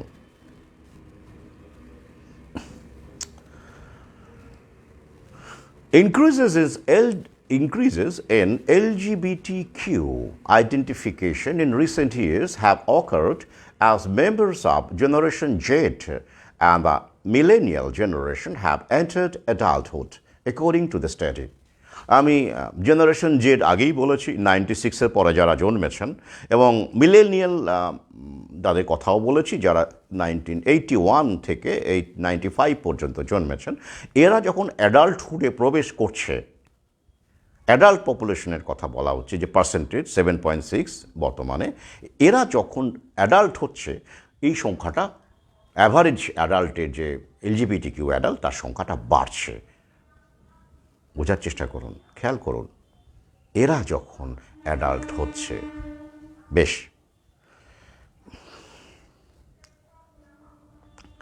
adults in these younger generations are far more likely than those in older generations to identify as LGBTQ. অর্থাৎ এই যে জেনারেশন জেড এবং মিলেনিয়ালদের মধ্যে যারা প্রাপ্তবয়স্ক হচ্ছে, বড় হচ্ছে, অ্যাডাল্ট হচ্ছে, তাদের মধ্যে এলজিবিটি কিউ এর সংখ্যা অনেক বেশি। পরিসংখ্যান তাই বলছে এবং তারা জানাচ্ছে, তারা নিজেরাই বলছে যে আমরা এই। আর আমেরিকা তো জানেন এই ব্যাপারগুলো খুব খুল্লমখুল্লা, আমাদের দেশে এখনও শুরু হয়েছে, খুল্লমখুল্লা পুরোটা হতে এখনও একটু সময় লাগবে, কিন্তু ওখানে বহু আগেই খুল্লমখুল্লা। তো সুতরাং এই ব্যাপারটা নিয়ে কোনো ব্যাপার নেই, তারা বলছে। তাহলে এই সংখ্যাটা মিলেনিয়াল এবং জেনারেশন জেডের মধ্যে বেশি, সবচেয়ে বেশি জেনারেশন জেড, আমি ডেটা দিয়ে বলেছি, বর্তমানে 30%। আচ্ছা, এবার আরেকটা জায়গা পড়ি। ওরা একটা পোল করেছিল 12,000, 2023 সালের এই পোলটা, 18 এবং ওল্ডারদের মধ্যে এই পোলটা হয়। রেসপন্ডেন্টস যারা উত্তর দিয়েছিলেন, দেখা যাদের মধ্যে বলেছিল যে 85.6% তারা স্ট্রেট, মানে হেটেরোসেক্সুয়াল, অর্থাৎ নারী পুরুষের প্রতি, পুরুষ নারীর প্রতি আকর্ষিত হয়, তাদেরকে বলা হচ্ছে স্ট্রেট, জানেন শব্দটা। 7.6% identified with one or more identifiers within the LGBTQ, অর্থাৎ ওই যে বললাম 7.6 অ্যাডাল্টদের মধ্যে এই পার্সেন্টেজ তারা জানিয়েছিল তারা LGBTQ এর মধ্যে পড়ছে, আর 6.8% জানিয়েছিল তারা উত্তর দিতে চাইছে না। মানে কি, খেয়াল করে দেখুন, উত্তর দিতে চাইছে না মানে তারা হয় কনফিউজড, নয় কুয়ারের মধ্যে পড়ছে, ঠিক বুঝতে পারছে না তারা কি বলবে। স্ট্রেট হলে তো স্ট্রেট বলে দিত, তাই না? স্ট্রেট হলে তো স্ট্রেট বলেই দিত, তার মানে এটা কিউ এর মধ্যেও আমরা ধরতে পারি, মানে এটা কনফিউজড বলা যেতে পারে। আর কি পাওয়া যাচ্ছে? Data found that bisexual adults made up the largest proportion of LGBTQ plus community. কত? 57.3%। ভাবতে পারেন, বাইসেক্সুয়াল মানে LGBTQ কমিউনিটির 57.3% মানুষ উভকামী। ভাবতে পারেন, অর্থাৎ আমেরিকান পপুলেশনের 4.4% উভকামী, 7.6% LGBTQ আর 4.4% উভকামী, অর্থাৎ নারীকেও ভালো লাগে, পুরুষকেও ভালো লাগে, উভয়ের সঙ্গেই তারা যৌন মিলন করতে তাদের কোনো সমস্যা নেই। ইন্টারেস্টিং না? হ্যাঁ। তাহলে LGBTQ আমেরিকার প্রায় 58%ই হচ্ছে উভকামী। ব্যাপারটা সামাজিক ক্ষেত্রে, পরিবার গঠনের ক্ষেত্রে, মনস্তাত্ত্বিক ক্ষেত্রে, যৌন সেক্সুয়াল ক্রাইমের ক্ষেত্রেও বিভিন্ন ক্ষেত্রে কতটা প্রভাব ফেলতে পারে কিঞ্চিৎ ভাবলেই বুঝতে পারবেন। এ নিয়ে এখানে আলোচনা করার সুযোগ নেই, পরবর্তীতে নিশ্চয়ই সময় সুযোগ হলে করব। আচ্ছা, আর আমি পড়ছি না এখান থেকে, আপনারা দেখে নেবেন। তাহলে এই যে ঘটনাটা, মানে পরিসংখ্যানটা, যেটা হাতে গরম পরিসংখ্যান 2023 সালের থেকে আমি পড়ে শোনালাম, তো সেখান থেকে দেখা যাচ্ছে যে জেনারেশন জেডের মধ্যেই, মানে 96-এর পরে জন্মেছে, তাদের মধ্যেই এটা সবচেয়ে বেশি। এখন প্রায় 30% তারা LGBTQ এর মধ্যে পড়ছে বলে তারা জানাচ্ছে, ওপেনলি জানাচ্ছে। এদের মধ্যে তো হেজিটেশনটা সবচেয়ে কম একদম। এবং এরা হচ্ছে ডিজিটাল পপুলেশন বলা হচ্ছে, ডিজিটাল জেনারেশন, কারণ এরা যখন জন্মেছে, মানে যখন বড় হয়েছে, 96-এ জন্ম মানে বুঝতেই পারছেন, বরং একটুখানি জ্ঞান বুদ্ধি হয়েছে তখনই ওরা ইন্টারনেট পেয়েছে, স্মার্টফোন পেয়েছে এবং অনলাইনের সঙ্গে পরিচিত হয়েছে। তাই এরা ডিজিটাল জেনারেশন বলা যেতে পারে। তো এই হলো চিত্র। তাহলে সিস জেন্ডার যেটা, সেটা বিপন্ন হচ্ছে, মানে আমরা এখনও হইনি, কিন্তু আগামীতে যে আমেরিকায় বিশেষ করে যে হারে LGBTQ বাড়ছে, তাতে করে সিস জেন্ডার, অর্থাৎ যারা যে লিঙ্গ নিয়ে জন্মেছে, যে জেন্ডার ক্যারেক্টারিস্টিক্স নিয়ে জন্মেছে, মনে মনে মানে বাহ্যিক এবং মানসিক দুটোই অভিন্ন সিস জেন্ডার, এই সংখ্যাটা কিন্তু বিপন্ন হবে আগামীতে। আমি বহু আগেই বলেছি, আরও একবার বললাম, আমেরিকায় এটা শুরু হয়ে গেছে। তো এখন প্রশ্ন জাগছে, কেন বেবি বুমার্সদের মধ্যে, যেটা মাত্র 2.6%, অর্থাৎ যাদের জন্ম 1945 থেকে 1964 পর্যন্ত বেবি বুমার্স যাদের বলা হচ্ছে, যেখানে মাত্র 2.6%, সেটা সাম্প্রতিককাল জেনারেশন জেডের মধ্যে কি করে 30% হলো? উত্তরটা কি? এখানেই আসছে ভ্যাকসিনের খেলা বলে বলা হচ্ছে। আমি দিয়ে দেবো লিঙ্ক। এবং এদেরকে যদিও কনস্পিরেসি থিওরিস্ট বলা হচ্ছে, যেমন অধমকেও বলা হয়, আমাদের অনেকেই বলা হয়, আমাদের সবাইকেই বলা হয় কনস্পিরেসি থিওরিস্ট। কিন্তু আমি আপনাদের আগে বলছি, ভাববেন, কিন্তু ভাববেন। আমি বলছি বলে নই, আমি বারবার বলি, blindness the thing, the word I hate. আমি নিজে কখনো ব্লাইন্ড নই। কোনো কিছু কোনো সাময়িকভাবে কোনো গাড্ডার মধ্যে পড়ে গেলেও সেখান থেকে আমি কিন্তু অনতিবিলম্বে নিজেকে বের করে আনতে পারি। আই লার্ন, প্রতি মুহূর্তে আমি শিখি, যতদিন বাঁচি ততদিন শিখি। I am ready to learn, at the same time I am ready to unlearn. তাই আমি বারবার বলি যে ভালো মন্দ বিষয়টা দৃষ্টিভঙ্গির বিষয়, প্রকৃতি এগুলো তৈরি করেনি। আমরা কিভাবে ভালো মন্দকে দেখি, যা আমার ভালো করে তাই ভালো, আর যা আমার খারাপ করে তাই খারাপ। ব্যাপারটা তো সেরকম, কিন্তু প্রকৃতির কাছে ব্যাপারটা সেরকম নয়। আবার যারা মহাজন, মানে যারা ওই জায়নী শক্তি, তাদের কাছে আবার ভালো মানে কি, তারা টিকে থাকবে, কন্ট্রোলে থাকবে, তাদের পুঁজি বা দক্ষতা থাকবে, সেটা যেভাবে থাকবে, যে পদ্ধতিতে থাকবে, প্রক্রিয়াতে থাকবে, সেটাই তাদের কাছে ভালো। তো ভালো সবার কাছে উত্তম এমন কিছু প্রপোজিশন পৃথিবীতে কি আছে? নেই। নেই। কিন্তু ওই যে আমি বৃহতের ভালোর কথা বলি, বহুজন হিতায় বহুজন সুখায়, এই দর্শনে আমি কাজ করি, লিখি, তাই আমি এটা বলি। বাকি আপনারা ভাববেন কোন ভ্যাকসিন,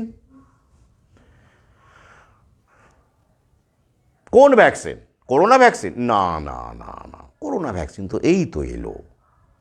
খেলাটা চাইল্ডহুড ভ্যাকসিন নিয়ে শুরু হয়েছিল। কেন? তথ্য বলছে, মানে কনস্পিরেসি থিওরিজ বলে যাদের দাবিয়ে রাখা চেষ্টা হচ্ছে। আমেরিকায় আর পারছে না, এখন তারা যথেষ্ট, এখন তাদের ফলোয়ার্স, তারা আমাদের তুলনায় তারা অনেক বেশি পথে নামছে। আমরা তো কোথায় দু একবার নেমেছি, নিশ্চয়ই আমরা নামবো, আবার প্রয়োজন হয়, আবার স্মার্ট মিটারের জন্য নামতে হবে বলে মনে হয়। আর আমি তো পথেই থাকি অর্ধেক, ঘরে থাকি অর্ধেক। অনেক সহযোদ্ধা আছেন এরকম, তারা কাজ করছেন নীরবে নেতৃত্বে, তাদের আমি শ্রদ্ধা করি। তো খেলাটা কীরকম, যে দাবিটা উঠে আসছে, যারা কনস্পিরেসি থিওরিস বলে তাদেরকে দাগিয়ে দেওয়া হয়েছে, তারা দাবি করছেন, কি করছেন সেটা পরে আসছে। কিন্তু সমস্যা হচ্ছে কি, যখনই ফ্যাক্ট চেক করে তাদেরকে, ফ্যাক্ট চেক ব্যাপারটাকে আমি বেশি গুরুত্ব দিই, জানেন তো। যখনই দেখবেন ওরা ফ্যাক্ট চেক বসিয়েছে কোনো বিষয়, রয়টারকে দিয়ে বা ওদের দালাল কোনো জার্নালকে দিয়ে, সেটা ল্যান্ডসেট হতে পারে, নেচার হতে পারে, যাই হোক না কেন, দিয়ে যখন ফ্যাক্ট চেক বসায়, তখনই বুঝতে হবে যে ডাল মে কুছ কালা হ্যায়, হাম তো পুরাই কালা হ্যায়, তাই তো। তো যাই হোক, তো সমস্যা কি, কৃষ্ণ আবার নাকি কালা, ওই কালাবাসী নাকি সব কালা টালা বলে ডাকে। তো সমস্যা হচ্ছে এখানেই, যে কালা শব্দটা যখন এখানে ব্যবহার হয় আর কি, ডাল মে কুছ কালা হয়, আমি একটু বর্তমানে একটু ওই কালা মানে কৃষ্ণ বলে ধরে নেই। তো যাই হোক, যখন ওরা এই কনস্পিরেসি থিওরিস্ট বলে এদেরকে ফ্যাক্ট চেক করতে থাকে আর কি, তখনই আমি ডাল মে কুছ কালা হ্যায় বলে ধরে নিই, এবং এই কালা মানে হলো কৃষ্ণ। সেটা কি, আসুন দেখে নেওয়া যাক।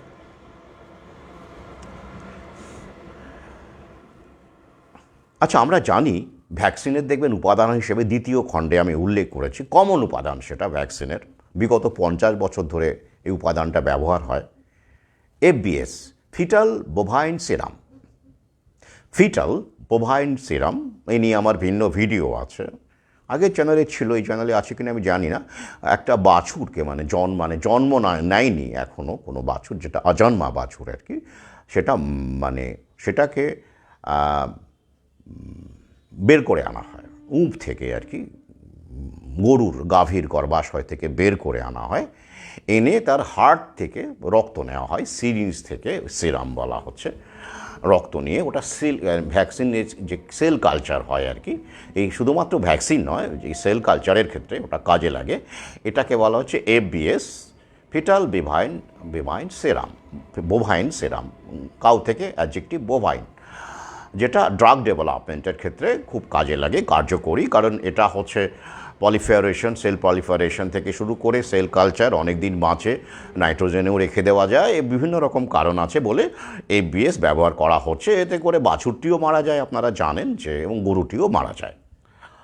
তো এইভাবে লক্ষ লক্ষ এই করোনা ভ্যাকসিনের সময় আমরা দেখেছি গোটা বিশ্বে বহু এরকম বাছুরকে হত্যা করা হয়েছে, গরুকে হত্যা করা হয়েছে। এ নিয়ে অবশ্য গোভক্তদের কোনো রকম হেলদোল টেলদোল দেখিনি আমি, তারা জানেনই না, জানলে এটাকে মডার্ন ডেভেলপমেন্ট হিসেবেই ধরে নেন।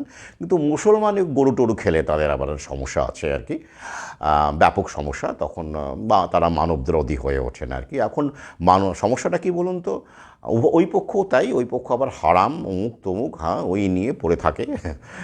ওরা আবার ওই কি, ওদের হুজুররা যখন মাতদাঙ্গা করতে বলে তখন তারা মাতদাঙ্গা করে, এইসব নিয়ে কোনো হেলদোল নেই। তো আর বর্তমানে এখন দুটি প্রাণী খুব গুরুত্বপূর্ণ, গরু ওই শ্রেণীর কাছে, আর শিক্ষিত শ্রেণী আর কি, তাদের কাছে কুত্তা, কুত্তা মানে কুকুর, কুত্তা বললাম কিছু মনে করবেন না, মানে মজা করে বলেছি।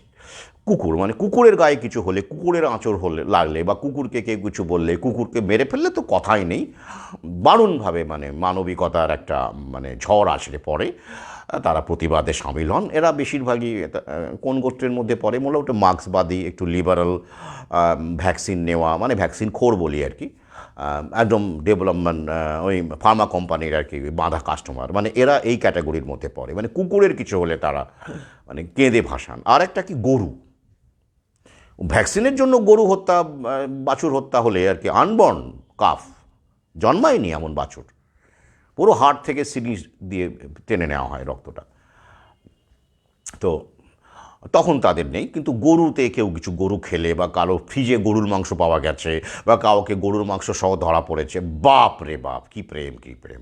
মূল জায়গায় মানুষ মিসিং, ম্যান ইজ মিসিং নাও। আর এই মিসিং লিঙ্কটাকে এই অধমের মতো কিছু মানুষ গোটা বিশ্ব জুড়ে আবিষ্কার করার চেষ্টা করছে। বেশ, এফবিএস এর ব্যাপারটা বললাম, কিন্তু এফবিএস দিয়ে কি সব ভ্যাকসিন হয়? না, এফবিএসটা কমন একটা ইনগ্রিডিয়েন্ট, তাই আমি উল্লেখ করেছি। কিন্তু আনকমন ইনগ্রিডিয়েন্টের গল্পটা শুনবেন না, যেটা সব ভ্যাকসিনে নেই, কিছু কিছু ভ্যাকসিনে আছে, চাইল্ডহুড ভ্যাকসিনে আছে বলে জানা গেল। হ্যাঁ, কি, কোথায়, কীরকম? কনস্পিরেসি থিওরিজদের মধ্যেও তো অনেক বড় বড় ডাক্তার আছেন রে ভাই, বিজ্ঞানী আছেন, এমনি এমনি তো নয়। ওটা আমেরিকা, ওটা ইউরোপ, আমাদের দেশে নয় নেই বললেই চলে। দু একজন চেষ্টা করেছিলেন, একজন তো চলেই গেলেন আমাদের স্থবিরতা। এখন তো বাকি বিষয়গুলো নিয়ে, এটা নিয়ে চর্চাই হয় না, এসব ব্যাপার নিয়ে আমি দেখি না সেরকম। তো যাই হোক, কি সেখানে বলা হচ্ছে যে 1900, না একটু সালটা পরে বলি, চাইল্ডহুড ভ্যাকসিনে হিউম্যান ফিটাল সিরাম ব্যবহার হচ্ছে।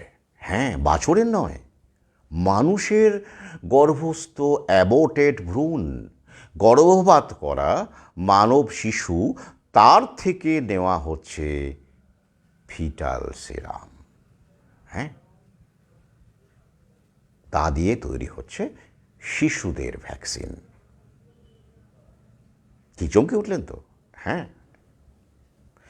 এইবার কি হচ্ছে, যেখান থেকে এই কনস্পিরেসি থিওরিজ বলে যাদেরকে বলা হচ্ছে, তারা বলছেন এবার ধরুন যে ভ্রূণটিকে হত্যা করা হলো, সে নারী হতে পারে, পুরুষ হতে পারে, সেই ভ্রূণ যখন ব্যবহার, মানে সেই সেল যখন, ওই সেরাম যখন ব্যবহার করা হচ্ছে, ফিটাল সেল ব্যবহার করা হচ্ছে কালচারে, যেখানে ভ্যাকসিন ডেভেলপ করা হচ্ছে, যুক্তি একটাই, বেশি দিন থাকে, সংরক্ষণ করা যায়, প্রলিফারেট ভালো করে, ল্যাব এনভায়রনমেন্টে বেশি দিন বেঁচে থাকে, এবং সবচেয়ে বড় কথা, এই ফিটাল যে সিরাম বা সেল, যেটাকে যাই বলুন না কেন, সেটা যেহেতু বাইরের এক্সপোজড হয়নি, মানে বাইরের ব্যাকটেরিয়া বা ভাইরাস বা কোনো কিছুর দ্বারা পলিউটেড নয়, সেটা একেবারেই ভার্জিন, মানে এই অর্থে ভার্জিন মানে আপনি আবার ওইটা ধরবেন না, ভার্জিন ফরেস্টও বলা হয়, মানে যেটা পুরো অক্ষত সেল। তো এই কারণে এই জায়গা থেকে এই ফিটাল সিরাম ব্যবহার করা হয়, যেটা এফবিএসের ক্ষেত্রেও যে কথা সত্য, এই মহিলাদের ক্ষেত্রে, মানে নারীদের গর্ভাশয় থেকে যে ভ্রূণ অ্যাবর্ট করে, যে তার থেকে যে ফিটাল সিরাম সংগ্রহ করা হয় বা সেল সংগ্রহ করে ভ্যাকসিন কালচারে ব্যবহার করা হয়, সেটাও একই কারণে সত্য। বেশ ভালো কথা, কিন্তু এটা কি হয়? সেইটা নাকি ভ্যাকসিনের মধ্যে প্রবেশ করানো হচ্ছে এবং তার ডিএনএ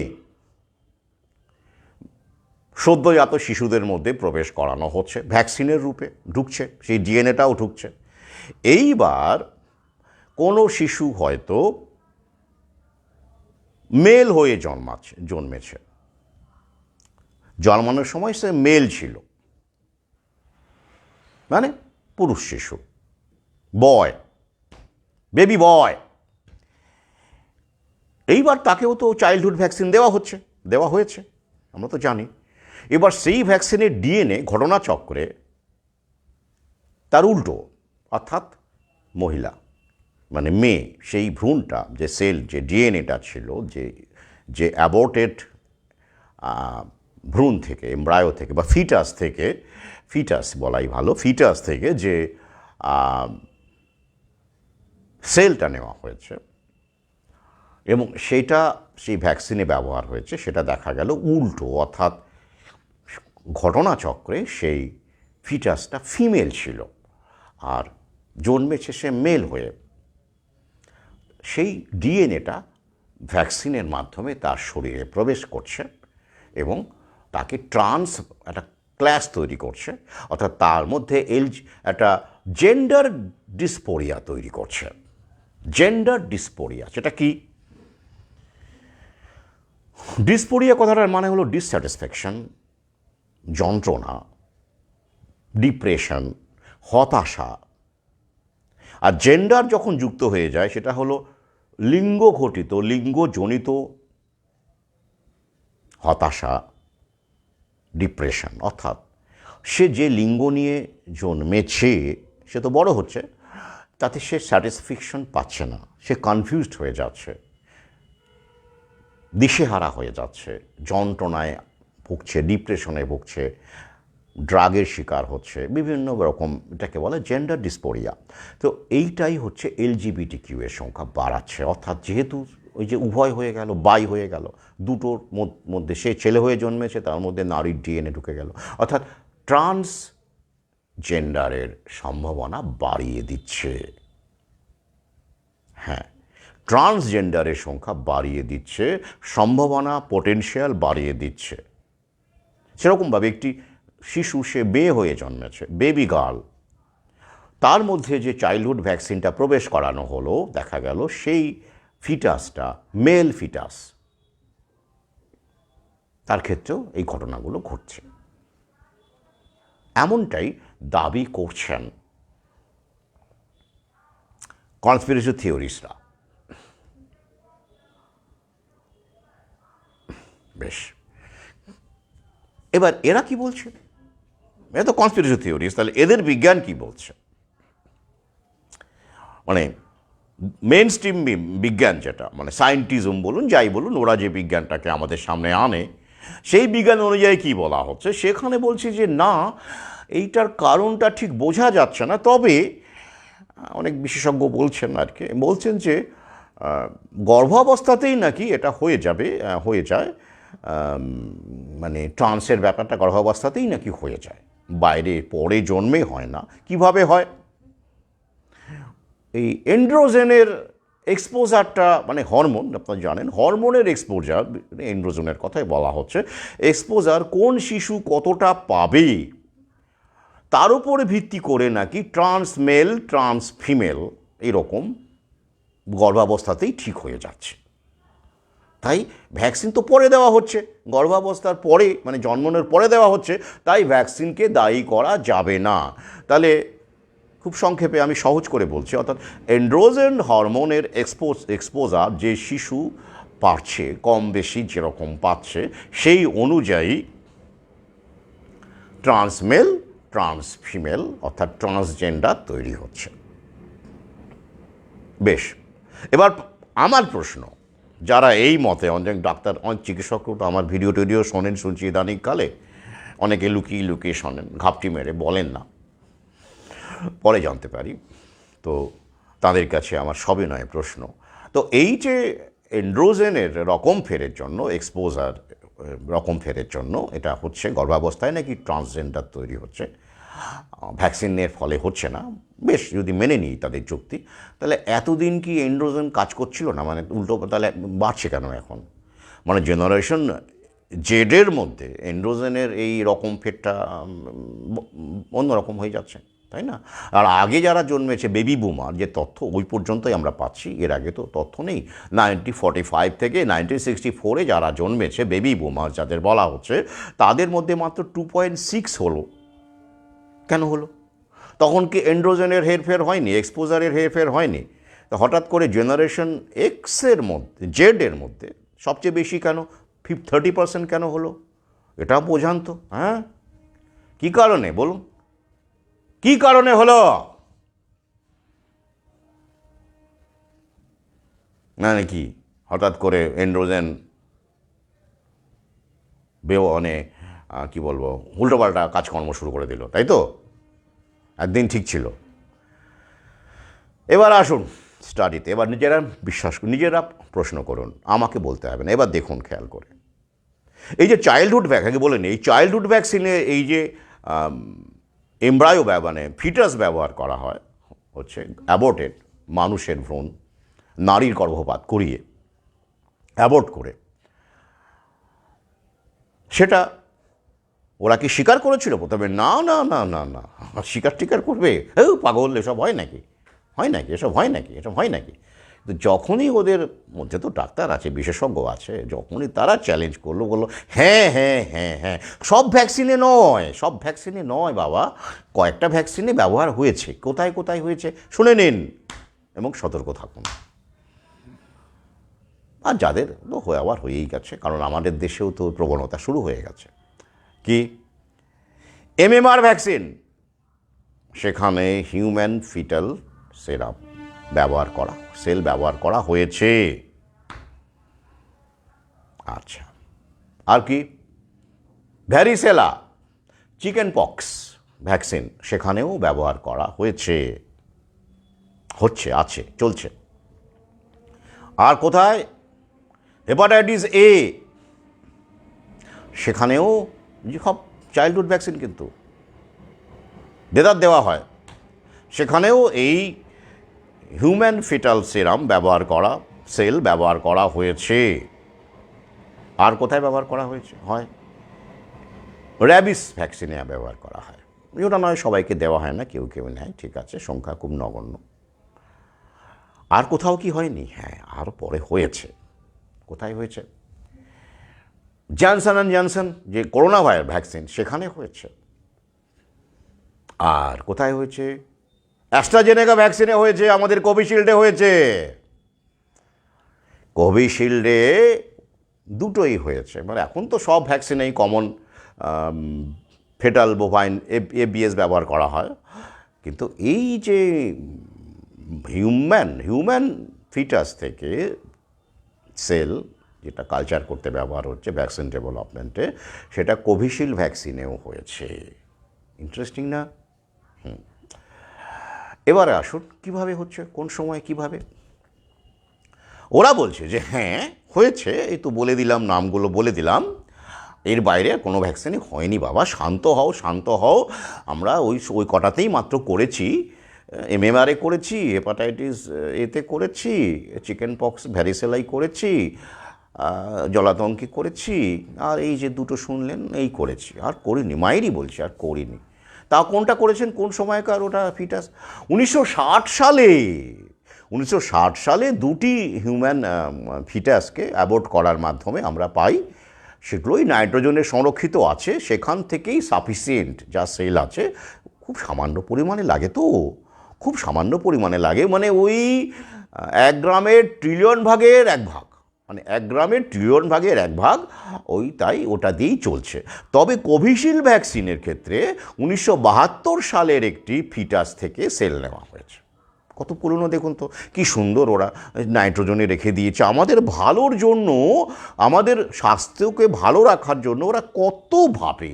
1960 সালে অ্যাবর্ট করা দুটি ফিটাসকে তারা যত্ন করে নাইট্রোজেনে রেখে দিয়েছে ভালো রাখার জন্য, সেখান থেকে সেল নিয়ে এখনও সেই চাইল্ডহুড ভ্যাকসিনগুলো বানিয়ে যাচ্ছে শিশুদের মঙ্গলের জন্য এবং আমাদের ভালো থাকার জন্য। আবার 1972 সালে ভালো রাখার জন্য 72 সালের একটি অ্যাবর্টেড ফিটাসকে সেখান থেকে সেল নিয়ে কোভিশিল্ড তৈরি হয়ে গেল, অ্যাস্ট্রাজেনেকা।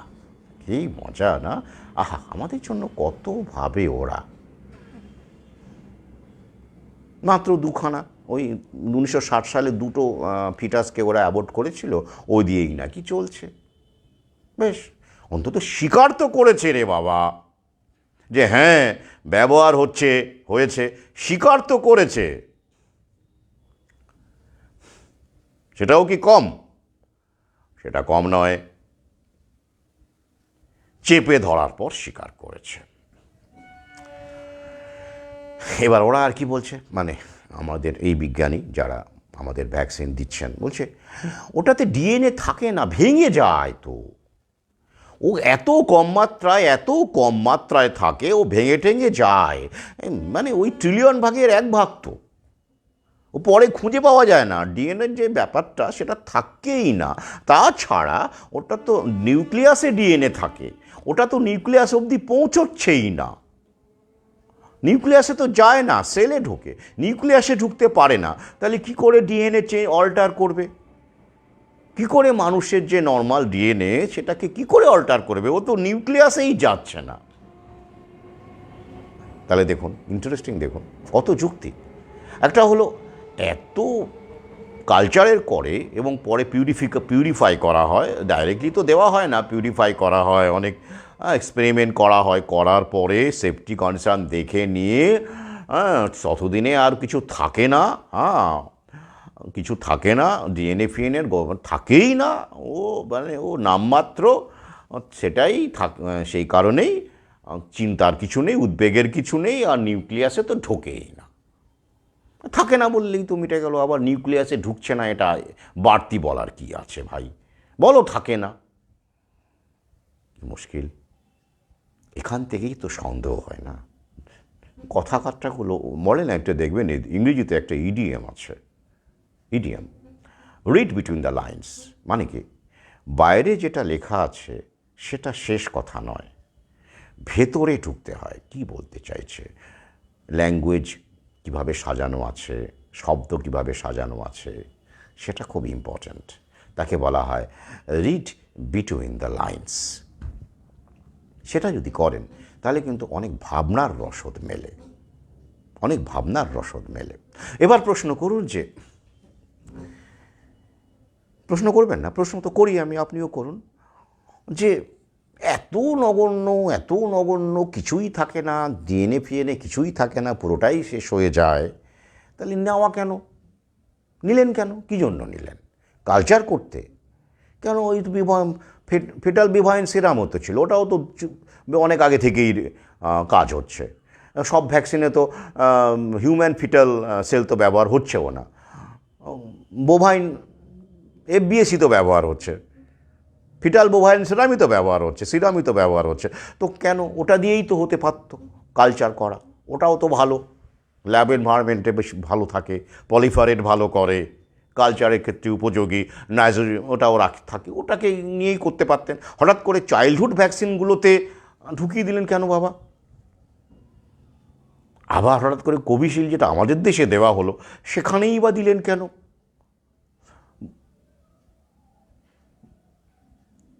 ফাইজার মডার্নার যে মেসেঞ্জার আরএনএ ভ্যাকসিন সেখানে নাকি ওরা এটা ব্যবহার করেনি, সেখানে ওই যে কমন যেটা সব ভ্যাকসিনেই আছে এখন, আমি তালিকাটা দিয়েছি দ্বিতীয় খণ্ডে, আপনারা জানেন, সেখানে ওই যে ফিটাল বোভাইন সেরাম ওখানেও ব্যবহার হচ্ছে, বেশ মিটে গেল। কেন ওখানে নাকি ব্যবহার হয়নি? মানে মেসেঞ্জার আরএনএ ভ্যাকসিন যেটা মডার্না বানিয়েছে এবং ফাইজার বানিয়েছে সেখানে নাকি এটা হয়নি। কেন হয়নি? ওখানে তো এখন যদি কনস্পিরেসি থিওরিস্ট হন তাহলে আপনি বলতেই পারেন ওখানে তো দরকার নেই, ওখানে তো যা সর্বনাশ করার হয়েই গেছে, ফালতু এক্সট্রা খরচা করতে যাবেন কেন? ওখানে তো ইতিমধ্যেই জেনারেশন জেড 30% LGBTQ হয়ে গেছে, তাই আপনারা ওখানে দেওয়ার প্রয়োজন মনে করেননি, আর ওখানে তাই করেননি, তাই এখানে আমাদের দেশে দরকার বলে এখানে কোভিশিল্ডে ঢুকিয়ে দিয়েছেন। বলতেই পারেন, আপনারা বলার অধিকার আছে তো? না আছে তো, আমার তো আছে, আমি তো বলি, ভাবনার রসদ দিই আপনাদের। এবার প্রশ্ন করুন যে ভ্যাকসিনের কারণেই কি এটা হচ্ছে? প্রমাণ আছে? ওই যে প্রমাণ নেই। এই যে হার্ট অ্যাটাকে আপনার পাশের বাড়ির ছেলেটি 30 বছর বা কেউ 20 বছর 15 বছরে মারা যাচ্ছে, ভ্যাকসিনের কারণে কিনা প্রমাণ করতে পারবেন? পোস্টমর্টম করে ওরা বলবে? দালাল ডাক্তারই তো করবে, বলবে আপনাকে? বলবে না। কিছু কিছু ক্ষেত্রে আমরা অবশ্যই পেয়েছি, সেটা নিয়ে আদালতে মামলা ঝুলেই আছে, তো ঝুলেই আছে, সেটা আপনারা জানেন। কী হবে? পারবেন না। তাই বলি কি আমরা এটাকে আমাদের চোখ কানকে অবহেলা করব, পর্যবেক্ষণকে অবহেলা করব? যেহেতু প্রমাণ নেই, এভিডেন্স নেই, চোখ কান পর্যবেক্ষণকে অবহেলা করব? করি না, আমি তো করি না। আর করি না বলেই যখন কোনো করোনা ভৌভবের এত কিছু হতে পারে, এগুলো তো কোনো প্রমাণই ছিল না, তাহলে তখন থেকেই তো আমাদের মতো মানুষ কেন সরব হলো? তখন কি এসব প্রমাণ ছিল, লিঙ্ক ছিল? হার্ট অ্যাটাক, ব্রেন স্ট্রোকের লিঙ্ক ছিল না। ভ্যাকসিন আসার সময় ফ্যাক্সিটে লেখা ছিল হতে পারে থ্রম্বোসিস, হতে পারে থ্রম্বোসাইটোপিনিয়া, হতে পারে, লেখা ছিল। কিন্তু তার বহু আগে থেকেই, ভ্যাকসিন আসার আগে থেকেই তো আমি ভ্যাকসিনের এসবের কি হতে পারে তার লেখালেখি শুরু করেছি। তাহলে কিসের উপর ভিত্তি করে লেখা শুরু করেছি? চোখ কান খোলা ছিল, পর্যবেক্ষণের উপর ভিত্তি করে লেখা শুরু করেছি। ঠিক একই কারণে আমি চোখ কান খোলা রেখেই লাইভটা করছি আপনাদের জন্য, ভাবানোর জন্য। এবার ভাবুন, এইভাবে যদি ভাবা যায় যে এই যে চাইল্ডহুড ভ্যাকসিন, যেটা ওরা স্বীকার করে নিয়েছে, আমি লিঙ্ক দিয়ে দেবো, স্বীকার করে নিয়েছে। এমএমআর ভ্যাকসিন, যেটা আপনারা জানেন সবচেয়ে বেশি প্রতিবাদ হয়েছিল আমেরিকাতে, ইউরোপে। অ্যান্ড্রিউ ওয়াকফিল্ডকে নিয়ে আমার ভিন্ন ভিডিও আছে ইউটিউবে। অটিজমের ব্যাপারটা শুধু সেখানে রয়েছে, কিন্তু এখন আরও অনেক কিছু উঠে আসছে। তো এই ভ্যাকসিনগুলো আমাদের দেশে এমএমআর সম্প্রতি দেওয়া হয়েছে। মানে প্রাইভেট থেকে অনেকে নিতেন, কিন্তু এই হারে এমএমআর ন্যাশনাল ইমিউনাইজেশন প্রোগ্রামের মাধ্যমে, জাতীয় টিকাকরণ কর্মসূচির মাধ্যমে এই হিউজ স্কেলে এমএমআর ভ্যাকসিন এই প্রথম দেওয়া হলো। কেন ভাববেন না? ভাববেন। হেপাটাইটিস এ তো এগুলো আপনারা জানেন, জন্মাবস্থাতেই, মানে জন্মানোর পরপরই কত মাসের মধ্যে কী দেওয়া হয়, এ নিয়ে এখন আলোচনায় আমি যাচ্ছি না। আর চিকেন পক্স ভ্যাকসিন অনেকেই নেন, যদিও ন্যাশনাল ইমিউনাইজেশন প্রোগ্রামে নেই, কিন্তু নিজেদের বাচ্চাদের সেফটির জন্য প্রাইভেট নার্সিংহোম থেকে অনেকেই পয়সা দিয়ে কেনেন, তাই তো? তাহলে এই যেটা ওরা স্বীকার করে নিয়েছে, যেখানে হিউম্যান ফিটাল সিরাম ব্যবহার করা হচ্ছে, সেল ব্যবহার করা হচ্ছে, সেই MMR, chicken pox, hepatitis A, এই ভ্যাকসিনগুলোর কোনো না কোনো ভ্যাকসিন কিন্তু আপনার শিশুর শরীরে প্রবেশ করে গেছে, ইতিমধ্যেই পড়ে গেছে। সবার না হলেও আমাদের দেশের এই প্রথম এমএমআরকে যদি আমরা ধরি, আর হেপাটাইটিস এ তো আপনারা জানেনই দেওয়া হয়, তো অন্তত আমি বলতে পারি যে আমাদের দেশের 50 থেকে 60% শিশু, আমি কম করেই বললাম, আমি কনজারভেটিভ এস্টিমেটেই বললাম, এইগুলোর কোনো না কোনো ভ্যাকসিন যেগুলো বললাম তার মধ্যে ঢুকেছে। আর করোনা ভ্যাকসিন বাচ্চাদেরকে নেওয়া হয়নি, কিন্তু আপ টু 9-10-এরও অনেকে নিয়েছেন, আমরা জানি, বাবা মারাও দিয়েছেন।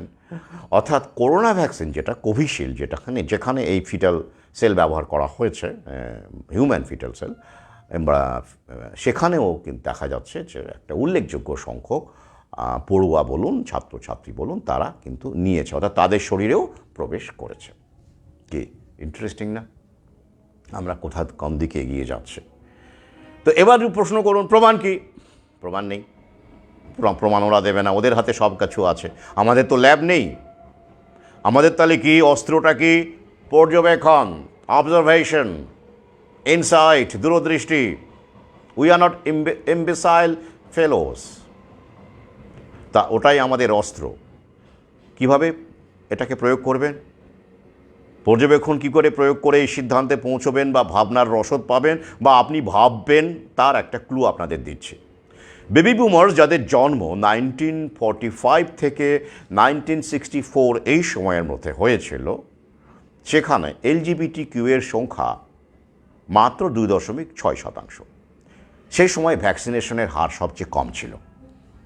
খেয়াল করুন, 1945-46 থেকে 64 ভ্যাকসিন, কিছু কিছু ভ্যাকসিন এসে গেছে, চাইল্ডহুড ভ্যাকসিন এসে গেছে, কিন্তু হার, rate of vaccination even in America, আমি এটা আমেরিকা স্টাডিটাই তো বলছি, তাই না, সেখানেও অত্যন্ত কম ছিল, তাই 2.6%।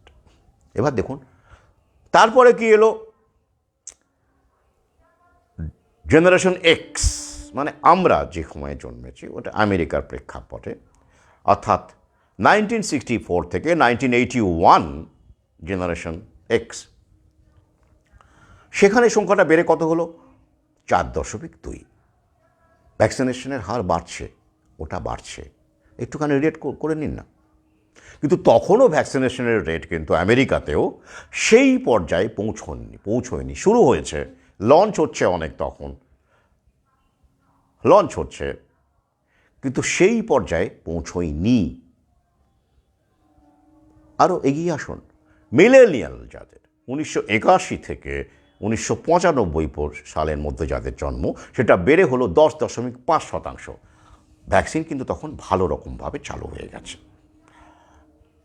আমেরিকায়। 1981 সাল মানে তখন কিন্তু মেন্ডেলসন, যার কথা বারবার বলি, দ্বিতীয় খণ্ডে যার উল্লেখ আছে, মেন্ডেলসন, যাকে অ্যান্টিভ্যাকসিন বলা হয়, অ্যান্টিভ্যাক্স বলা হয়, বিশিষ্ট ডক্টর, ইলিনয়েস বিশ্ববিদ্যালয়ের অধ্যাপক, রিসার্চার, শিশু বিশেষজ্ঞ ছিলেন, শিশুরোগ বিশেষজ্ঞ ছিলেন, এবং তিনি মায়েদের বারবার বলতেন শিশুদের যেন ভৌ না ঢোকাতে। এবং ফার্মা কোম্পানির বিরুদ্ধে তিনি প্রচুর লিখেছেন বইপত্র। তার বইপত্রের নাম আমি দ্বিতীয় খণ্ডে উল্লেখ করেছি, ম্যাল প্র্যাকটিস থেকে শুরু করে বিভিন্ন বইপত্র। ম্যালটাকে উনি সুন্দরভাবে লিখেছিলেন মেল, ম্যাল মানে এটাকে ব্র্যাকেটে লেখে, ইটাকে বাইরে। এবং কিভাবে সেখানে ডাক্তাররা মাদেরকে ভয় দেখান, ভ্যাকসিন মানে না দিলে কি হবে, বিভিন্ন রকম প্যানিক তৈরি করেন, সে ব্যাপারে বিস্তারিত লিখেছেন।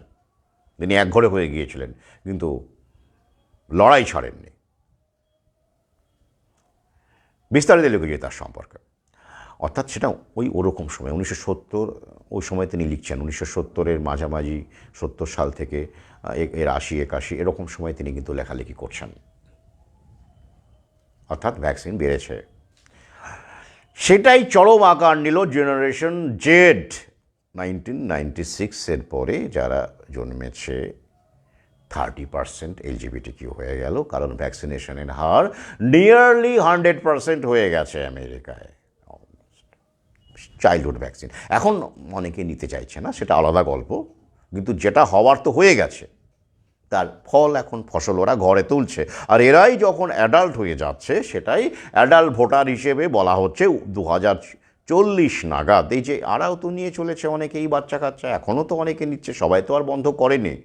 তাই 2040-এ 1/5 অফ মার্কিন অ্যাডাল্ট পপুলেশন ভোটার্স তারা LGBTQ এর মধ্যে পড়বে, অর্থাৎ 20%, যেটা বর্তমানে 7.6% আছে। কি দেখছেন না? আমি তো পর্যবেক্ষণে সেটাই কিন্তু দেখতে পাচ্ছি। আর কি দেখছেন আপনি?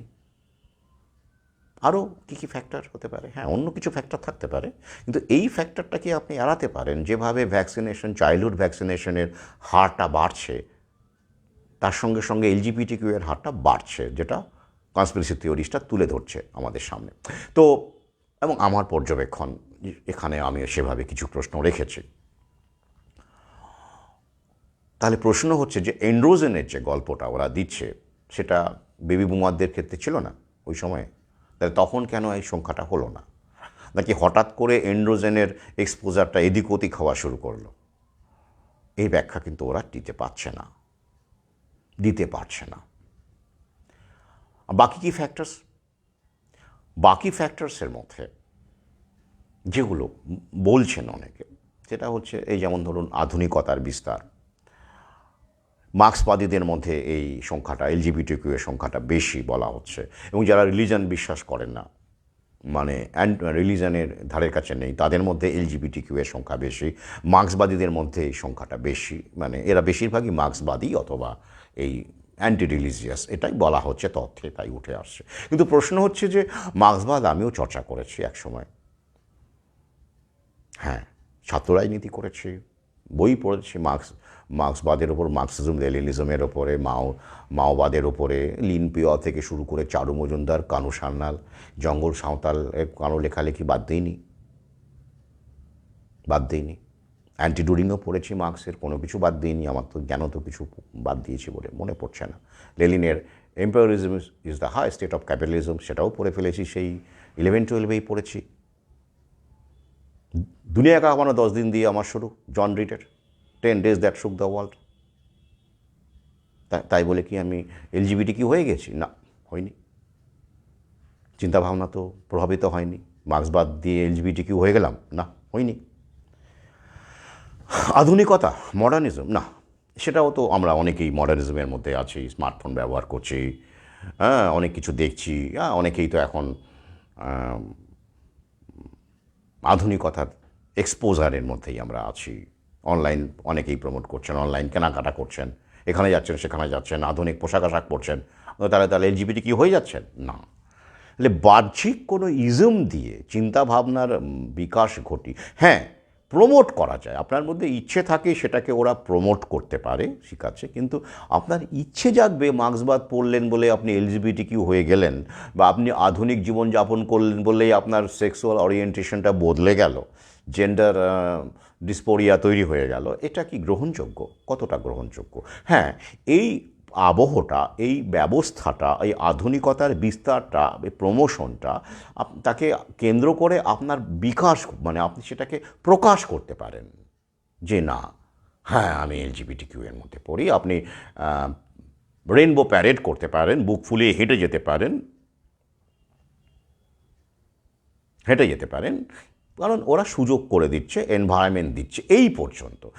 অর্থাৎ আপনার মধ্যে কিছু ঘটছে, ক্রাইসিস, জেন্ডার ডিসপোরিয়া ঘটছে, সেইটাকে ওরা আউটলেট হিসেবে একটা সিস্টেম, একটা মিডিয়া, একটা প্রমোশন, একটা আবার কিছু আপনাদের সামনে রাখছে। আপনারা মিছিল করে হেঁটে যাচ্ছেন বা বলছেন যে হ্যাঁ আমি গে, আমি লেসবিয়ান।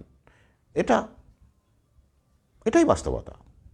মানে বাইরের পরিবেশ দিয়ে ভেতরের এই জেনেটিক যে জায়গাটা, লিঙ্গগত যে জায়গাটা, সেটাকে সিস জেন্ডারকে ট্রান্সজেন্ডারে পরিণত করা অসম্ভব। ভেতর থেকে এটা উঠতে হবে, ভেতর থেকে আসতে হবে। তো আর সেটাই যদি হতো, বাহ্যিক আধুনিকতা তো তথাকথিতভাবে এখনকার কথা নয়, আগেই শুরু হয়েছে, আর সেটাই যদি হতো তাহলে অনেক আগেই হতো এবং আমাদের দেশে অনেক আগেই এগুলো শুরু হয়ে যেত। কিন্তু তা হয়নি। আমেরিকাতেই আমরা দেখতে পাচ্ছি, অর্থাৎ যেখানে, যে দেশে সবচেয়ে বেশি ভ্যাকসিন দেওয়া হয়েছে, ভ্যাকসিনেটেড পিপল বেশি, মানে চাইল্ডহুড ভ্যাকসিনের কথাই মূলত এখানে বলা হচ্ছে, সেখানেই কিন্তু এই ব্যাপারটা দেখা যাচ্ছে। একটা জেন্ডার ডিসপোরিয়া দেখা যাচ্ছে, যেটা বাড়তে 30% পৌঁছে গেছে, যেটা খুব অ্যালার্মিং। মনে রাখতে হবে, অনেক শিশু এখনও কিন্তু অ্যাডাল্ট হয়নি।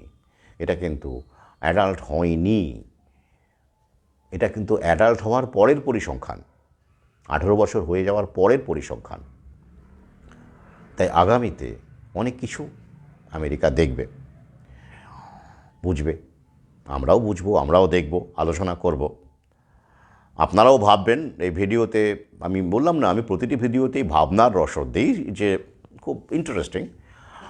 তো প্রশ্ন হচ্ছে যে প্রকৃতিতে কি, এখন প্রশ্ন করতে পারেন যে আগে কি ছিল না? সমকামিতা ছিল, নিশ্চয়ই ছিল। বাদশায়নেও সমকামিতার কথা পাই। বাদশায়ন এ বিষয়ে নীরব থেকেছেন, কোনো রকম গালিগালাজ বা কিছু সেভাবে করেননি, যতদূর আমি পড়েছি। তো সেখানে কিন্তু আছে সমকামিতার কথা। এবং শুধু তাই নয়, আমাদের যে ভাস্কর্য বলুন, সেই খাজুরাহো যেসব জায়গায় যেখানে রয়েছে, সেখানেও কিন্তু বিভিন্ন যে স্কাল্পচার, সেখানেও সমকামিতার বার্তা আমরা পাই, একেবারেই পাই তা নয়। এবং বিভিন্ন সাহিত্যে আমরা শেক্সপিয়ার থেকে শুরু করে, অস্কার ওয়াইল্ড থেকে শুরু করে, সাফো, সাহিত্যিক সাফো, মানে আমি ইউরোপের কথা বলছি, সেখানেও আমরা কিন্তু এই হোমোসেক্সুয়ালিটির কথা পাই এবং উল্লেখ পাই, ইতিহাসও তাই বলে। সুতরাং ছিল, একদম নতুন কিছু নয়, ছিল। কিন্তু ওই যে বললাম, হার্ট অ্যাটাকও ছিল, ব্রেন স্ট্রোকও ছিল, সুইসাইডও ছিল, সবই তো ছিল, ক্যান্সারও ছিল। কিন্তু এই মাত্রায় কি ছিল? ছিল না। শেক্সপিয়ার, শোনা যায় যে, তথ্য তাই বলছে যে তিনি বাইসেক্সুয়াল ছিলেন। তিনি আনা হাথওয়েকে বিবাহ করেছিলেন, তার চেয়ে প্রায় 14 বছরের এরকমের বড় আনা হাথওয়ে শেক্সপিয়ার বিবাহ করেছিলেন। কিন্তু তিনি আকর্ষিত হতেন আর্ল অফ সাদামটনের প্রতি। সুদর্শন এক পুরুষ, জমিদার, আর্ল অর্থ যদি আমরা করি বাংলায় জমিদার টাইপের কিছু দাঁড়াবে। তো সেই আর্ল অফ সাদামটনের প্রেমে আকৃষ্ট হয়ে তিনি কিন্তু তার সনেটের সিংহভাগ কিন্তু লেখেন, এবং সেখানে তার শারীরিক আকর্ষণ, মানসিক আকর্ষণ, যৌন আকর্ষণ সব কিছুই প্রকাশিত হয়েছে। সেটাও তো অবশ্যই বাইসেক্সুয়াল একটা জায়গা। তার বিখ্যাত যে সনেটগুলো, যারা ইংরেজি সাহিত্য পড়েছেন তারা ভালো রিলেট করতে পারবেন। সেখানে shall I compare thee to a summer's day থেকে শুরু করে, হ্যাঁ, এরকম অনেক সনেট আছে যেখানে তিনি, বহু সনেট আছে, তিনি এই পুরুষের রূপের বর্ণনা করেছেন, তার প্রতি তার ভালো লাগার অভিব্যক্তি প্রকাশ করেছেন। তো ছিল, প্রকৃতিতেও সমকামিতা একদম নেই তা নয়, কিন্তু এতটাই কম ছিল, এতটাই নেগলিজিবল ছিল যে তারা সংখ্যালঘু বললেও মানে বলা যাবে না, সংখ্যালঘুর থেকেও যদি কিছু শব্দ থাকে সেটা ব্যবহার হতে পারত। তাই কোনো সমাজে কোনো রকম মাইন্ডসেট সমস্যা, পারিবারিক সমস্যা বা সমাজের যে প্রচলিত সমাজের যে প্যাটার্ন চলছিল তাতে করে বড়সড় গণ্ডগোল, ধাক্কা, যাকে ক্যাটাক্লিজম বলা যেতে পারে, সেরকম কিছু ঘটেনি। That didn't happen. Society was just proceeding in a normal course. কিন্তু এই যে ব্যাপারটা ঘটছে এবার, এটা কি প্রাকৃতিক, ন্যাচারাল, হঠাৎ করে বেড়ে গেল কেন, এই প্রশ্নটাই কিন্তু আসছে, যার সঙ্গে ভ্যাকসিনের যোগাযোগটা কিন্তু বারবার করে উঠে আসছে, মানে ভাবাচ্ছে। এখন প্রশ্ন করছেন যে এইটা, প্রশ্ন করতে পারেন যে তাহলে এইটা কি মহাকাল চাইছে? মহাকালের ইচ্ছে ছাড়া তো এটা হয় না। যারা একটু আধ্যাত্মবাদী, আমি সেই অর্থে বলছি, আমিও একদম আধ্যাত্মবাদী নই তা নয়, আমিও অধ্যাত্মবাদে বিশ্বাস করি, তবে আমার অধ্যাত্মবাদটা মানুষকে বাদ দিয়ে নয়, মানুষকে নিয়ে। কারণ এটাও যে আমি কাজটা করছি সেটাও মহাকালের একটা ইচ্ছে, এবং প্রক্রিয়াটাকে আপনাদের সামনে তুলে ধরছি সেটাও মহাকালের একটি ইচ্ছে। আমরা কিন্তু একটা গুরুত্বপূর্ণ ভূমিকা পালন করছি। তাই আমাদের গর্বিত হওয়া উচিত যে আমরা এরকম একটা ডামাডোলের মধ্যে, গড্ডালিকা প্রবাহের মধ্যে দাঁড়িয়ে সত্য অনুসন্ধান করছি। We should be proud, but সাবধান, গর্বিত আর অহংকারী এক বিষয় নয়। অহংকার আপনাকে বিচ্ছিন্ন করে মানুষের কাছ থেকে এবং নিজের কাছ থেকেও। গর্ব কিন্তু পজিটিভ শব্দ, গর্ব কিন্তু আপনাকে আত্মবিশ্বাসে করে, আপনার ইগোকে, ঠুনকো ইগোকে কিন্তু ভেঙে দেয়, আপনি মানুষের কাছে যেতে পারেন। এই গর্ব এবং অহংকারকে, অহংকার আবার নেগেটিভ অর্থে বলেছে, অহংকারে যদি আপনি গভীরে যান, অহংকার শব্দটা মানে কিন্তু ওরকম নয়। কিন্তু বর্তমানে যে অহংকার শব্দটা ব্যবহার হচ্ছে যে অর্থে, সেটা হলো যাকে বলা হয় হুব্রিস আর কি, ইংরেজিতে হুব্রিস বলা হয়, বোস্টিং বলা হয় আর কি, যেটা অত্যন্ত খারাপ আর কি শব্দ, সেইটার কথা আমি বলছি না। আমি গর্ব এই অর্থে বলছি আত্মানুসন্ধানের গর্ব, যেটা আপনাকে বিচলিত করবে না, আপনাকে শক্ত করবে, বাধার সামনে নত হতে শেখাবে না, বলবে, অ্যাসার্টিভ করবে, আমি সেই গর্বের কথা বলছি। তো সেটা আমাদের কিন্তু একটা অর্জন বলে আমরা মনে করি। তাই আমরা হয়তো সেরকমভাবে বাড়ছি না, কিন্তু বাড়ছি, আমরা বাড়বো, এটাই মহাকালের ইচ্ছে। কিন্তু মহাকাল এটা কেন করলো যদি প্রশ্ন করেন, এটারও কি যুক্তি আছে? হ্যাঁ আছে, অবশ্যই। লোক সংখ্যা যদি আমরা ধরি, ওদের ডেটাটাই ধরি, আমরা পৃথিবীতে এখন 800 কোটি, যদিও আগামীতে এই অনেকেই চলে যাচ্ছে, আমরা চলে যাব, কমবে, ডিপপুলেশন চলছে।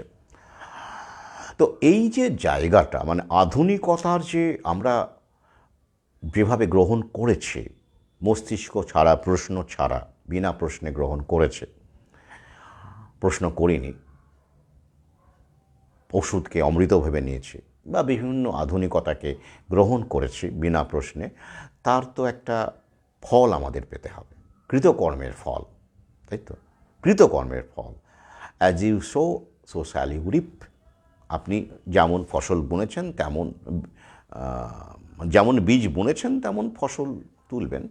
প্রকৃতি তো এই শিক্ষাটাই দেয়, তো আমাদের সেই শিক্ষার জন্য তৈরি থাকতে হবে, তাই না? তো এটাই মহাকালের প্রক্রিয়া। একটা সময় পর্যন্ত আমরা উঠবো, মানে চরম জায়গায় উঠছি আর কি, যেটা 30% চলে গেছে, চরম জায়গায় আমেরিকা পৌঁছে যাচ্ছে, আমরাও পৌঁছবো। কিন্তু সেই পৌঁছানোর আগে আলটিমেটলি তো ধপ করে পড়তে হবে, এবং ধপ করে পড়ে। এবং LGBTQ-দের মানসিক অবস্থা, তারা কীরকম জীবনযাপন করেন, তাদের পরিবার, তাদের ব্যক্তিগত অর্থে আত্মানুসন্ধান, জীবনযাপন কতটা কীরকম, সেটা নিয়ে আমার ভিন্ন ভিডিও একটা সময় করেছিলাম। তাদের মধ্যে আত্মহত্যার হার সবচেয়ে বেশি, কেন বেশি? ড্রাগের হার সবচেয়ে বেশি, ড্রাগ নেওয়া, এবং ডিপ্রেশনের হার সবচেয়ে বেশি, কেন বেশি? এটা যদি সত্যিই প্রগতি হতো, ভালো হতো, তাহলে তো তারা সবচেয়ে সুখী মানুষ হতো। সিজ জেন্ডারের তুলনায়, মানে যারা আমরা সিজ জেন্ডার তাদের তুলনায় ওরা অনেক বেশি ভালো থাকতো, সুখে থাকতো, তা তো হচ্ছে না, যেটা তো বলছে না, স্ট্যাটিস্টিক্স তা বলছে না।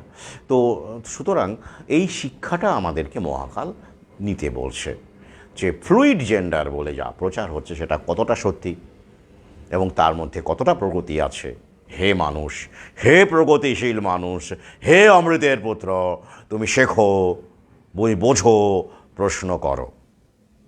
মহাকাল আমাদের কাছে এটাই প্রত্যাশা করছে। আজ এই পর্যন্তই, পরের বিষয়টিতে আলোচনা করতে পারলাম না, ভিডিও ইতিমধ্যে দীর্ঘ হয়ে গেছে। প্রশ্ন করবেন, নিজেকে প্রশ্ন করবেন, আমাকে প্রশ্ন করবেন, আশপাশের মানুষকে প্রশ্ন করবেন, প্রশ্নের মধ্যে বাঁচুন, কারণ question leads to enlightenment, question leads to self realisation. আমি এই জগতের আসপেক্টেই কথাটা কিন্তু বলছি। ব্রহ্ম সত্য, জগৎ মিথ্যা, এই তত্ত্বে এখানে আমি তত্ত্ব অ্যাপ্লাই করিনি, আমি তাহলে এই লাইভটাই করতাম না,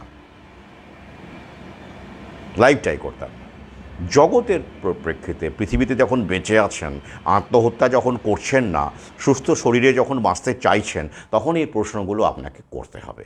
আর যারা মনে করছেন জগৎ মিথ্যা, ব্রহ্মই সত্যি, তারা সব কিছু বিলিয়ে দিয়ে চলে যান। এরকম অধ্যাত্মবাদী তো আছেন না, হয়তো আছেন, আমার ভিডিও দেখছেন, তাদের সবিনয়ে বলবো, জগৎ মিথ্যা হলে জাগতিক যে বিষয়গুলো আপনার বাড়ি গাড়ি আছে, সেটা আমাদের মুভমেন্টে, আমাদের আন্দোলনে আমরা দান করে দিন। হ্যাঁ, আমাদের সহযোদ্ধা অনেক গরিব আছেন যারা উদ্যোগ নিতে পারছেন না। একটা জানেন তো, একটা মোবিলাইজেশন করতে গেলে অনেক উদ্যোগ নিতে হয়, মানুষ এমনি এমনি আসে না। ডিম ভাতের গল্পটাও তো আছে। আমরা যারা ডিম ভাতে আগ্রহী নই, আদর্শের জন্য চালিত, তারা আসছে ঠিক আছে, কিন্তু বৃহত্তর মানুষকে পেতে গেলে তো ডিম ভাত, মাছ ভাত, তো সেগুলো কে দেবে? তো আপনারা যদি জগৎ মিথ্যা মনে করেন, আসুন আপনাদের সেই জাগতিক সমস্ত কিছুকে দান করে প্রকৃত অধ্যাত্মবাদী হয়ে মানে সজ্ঞানে সমাধি লাভ করুন। আসুন, আজ এই পর্যন্তই। শুভরাত্রি।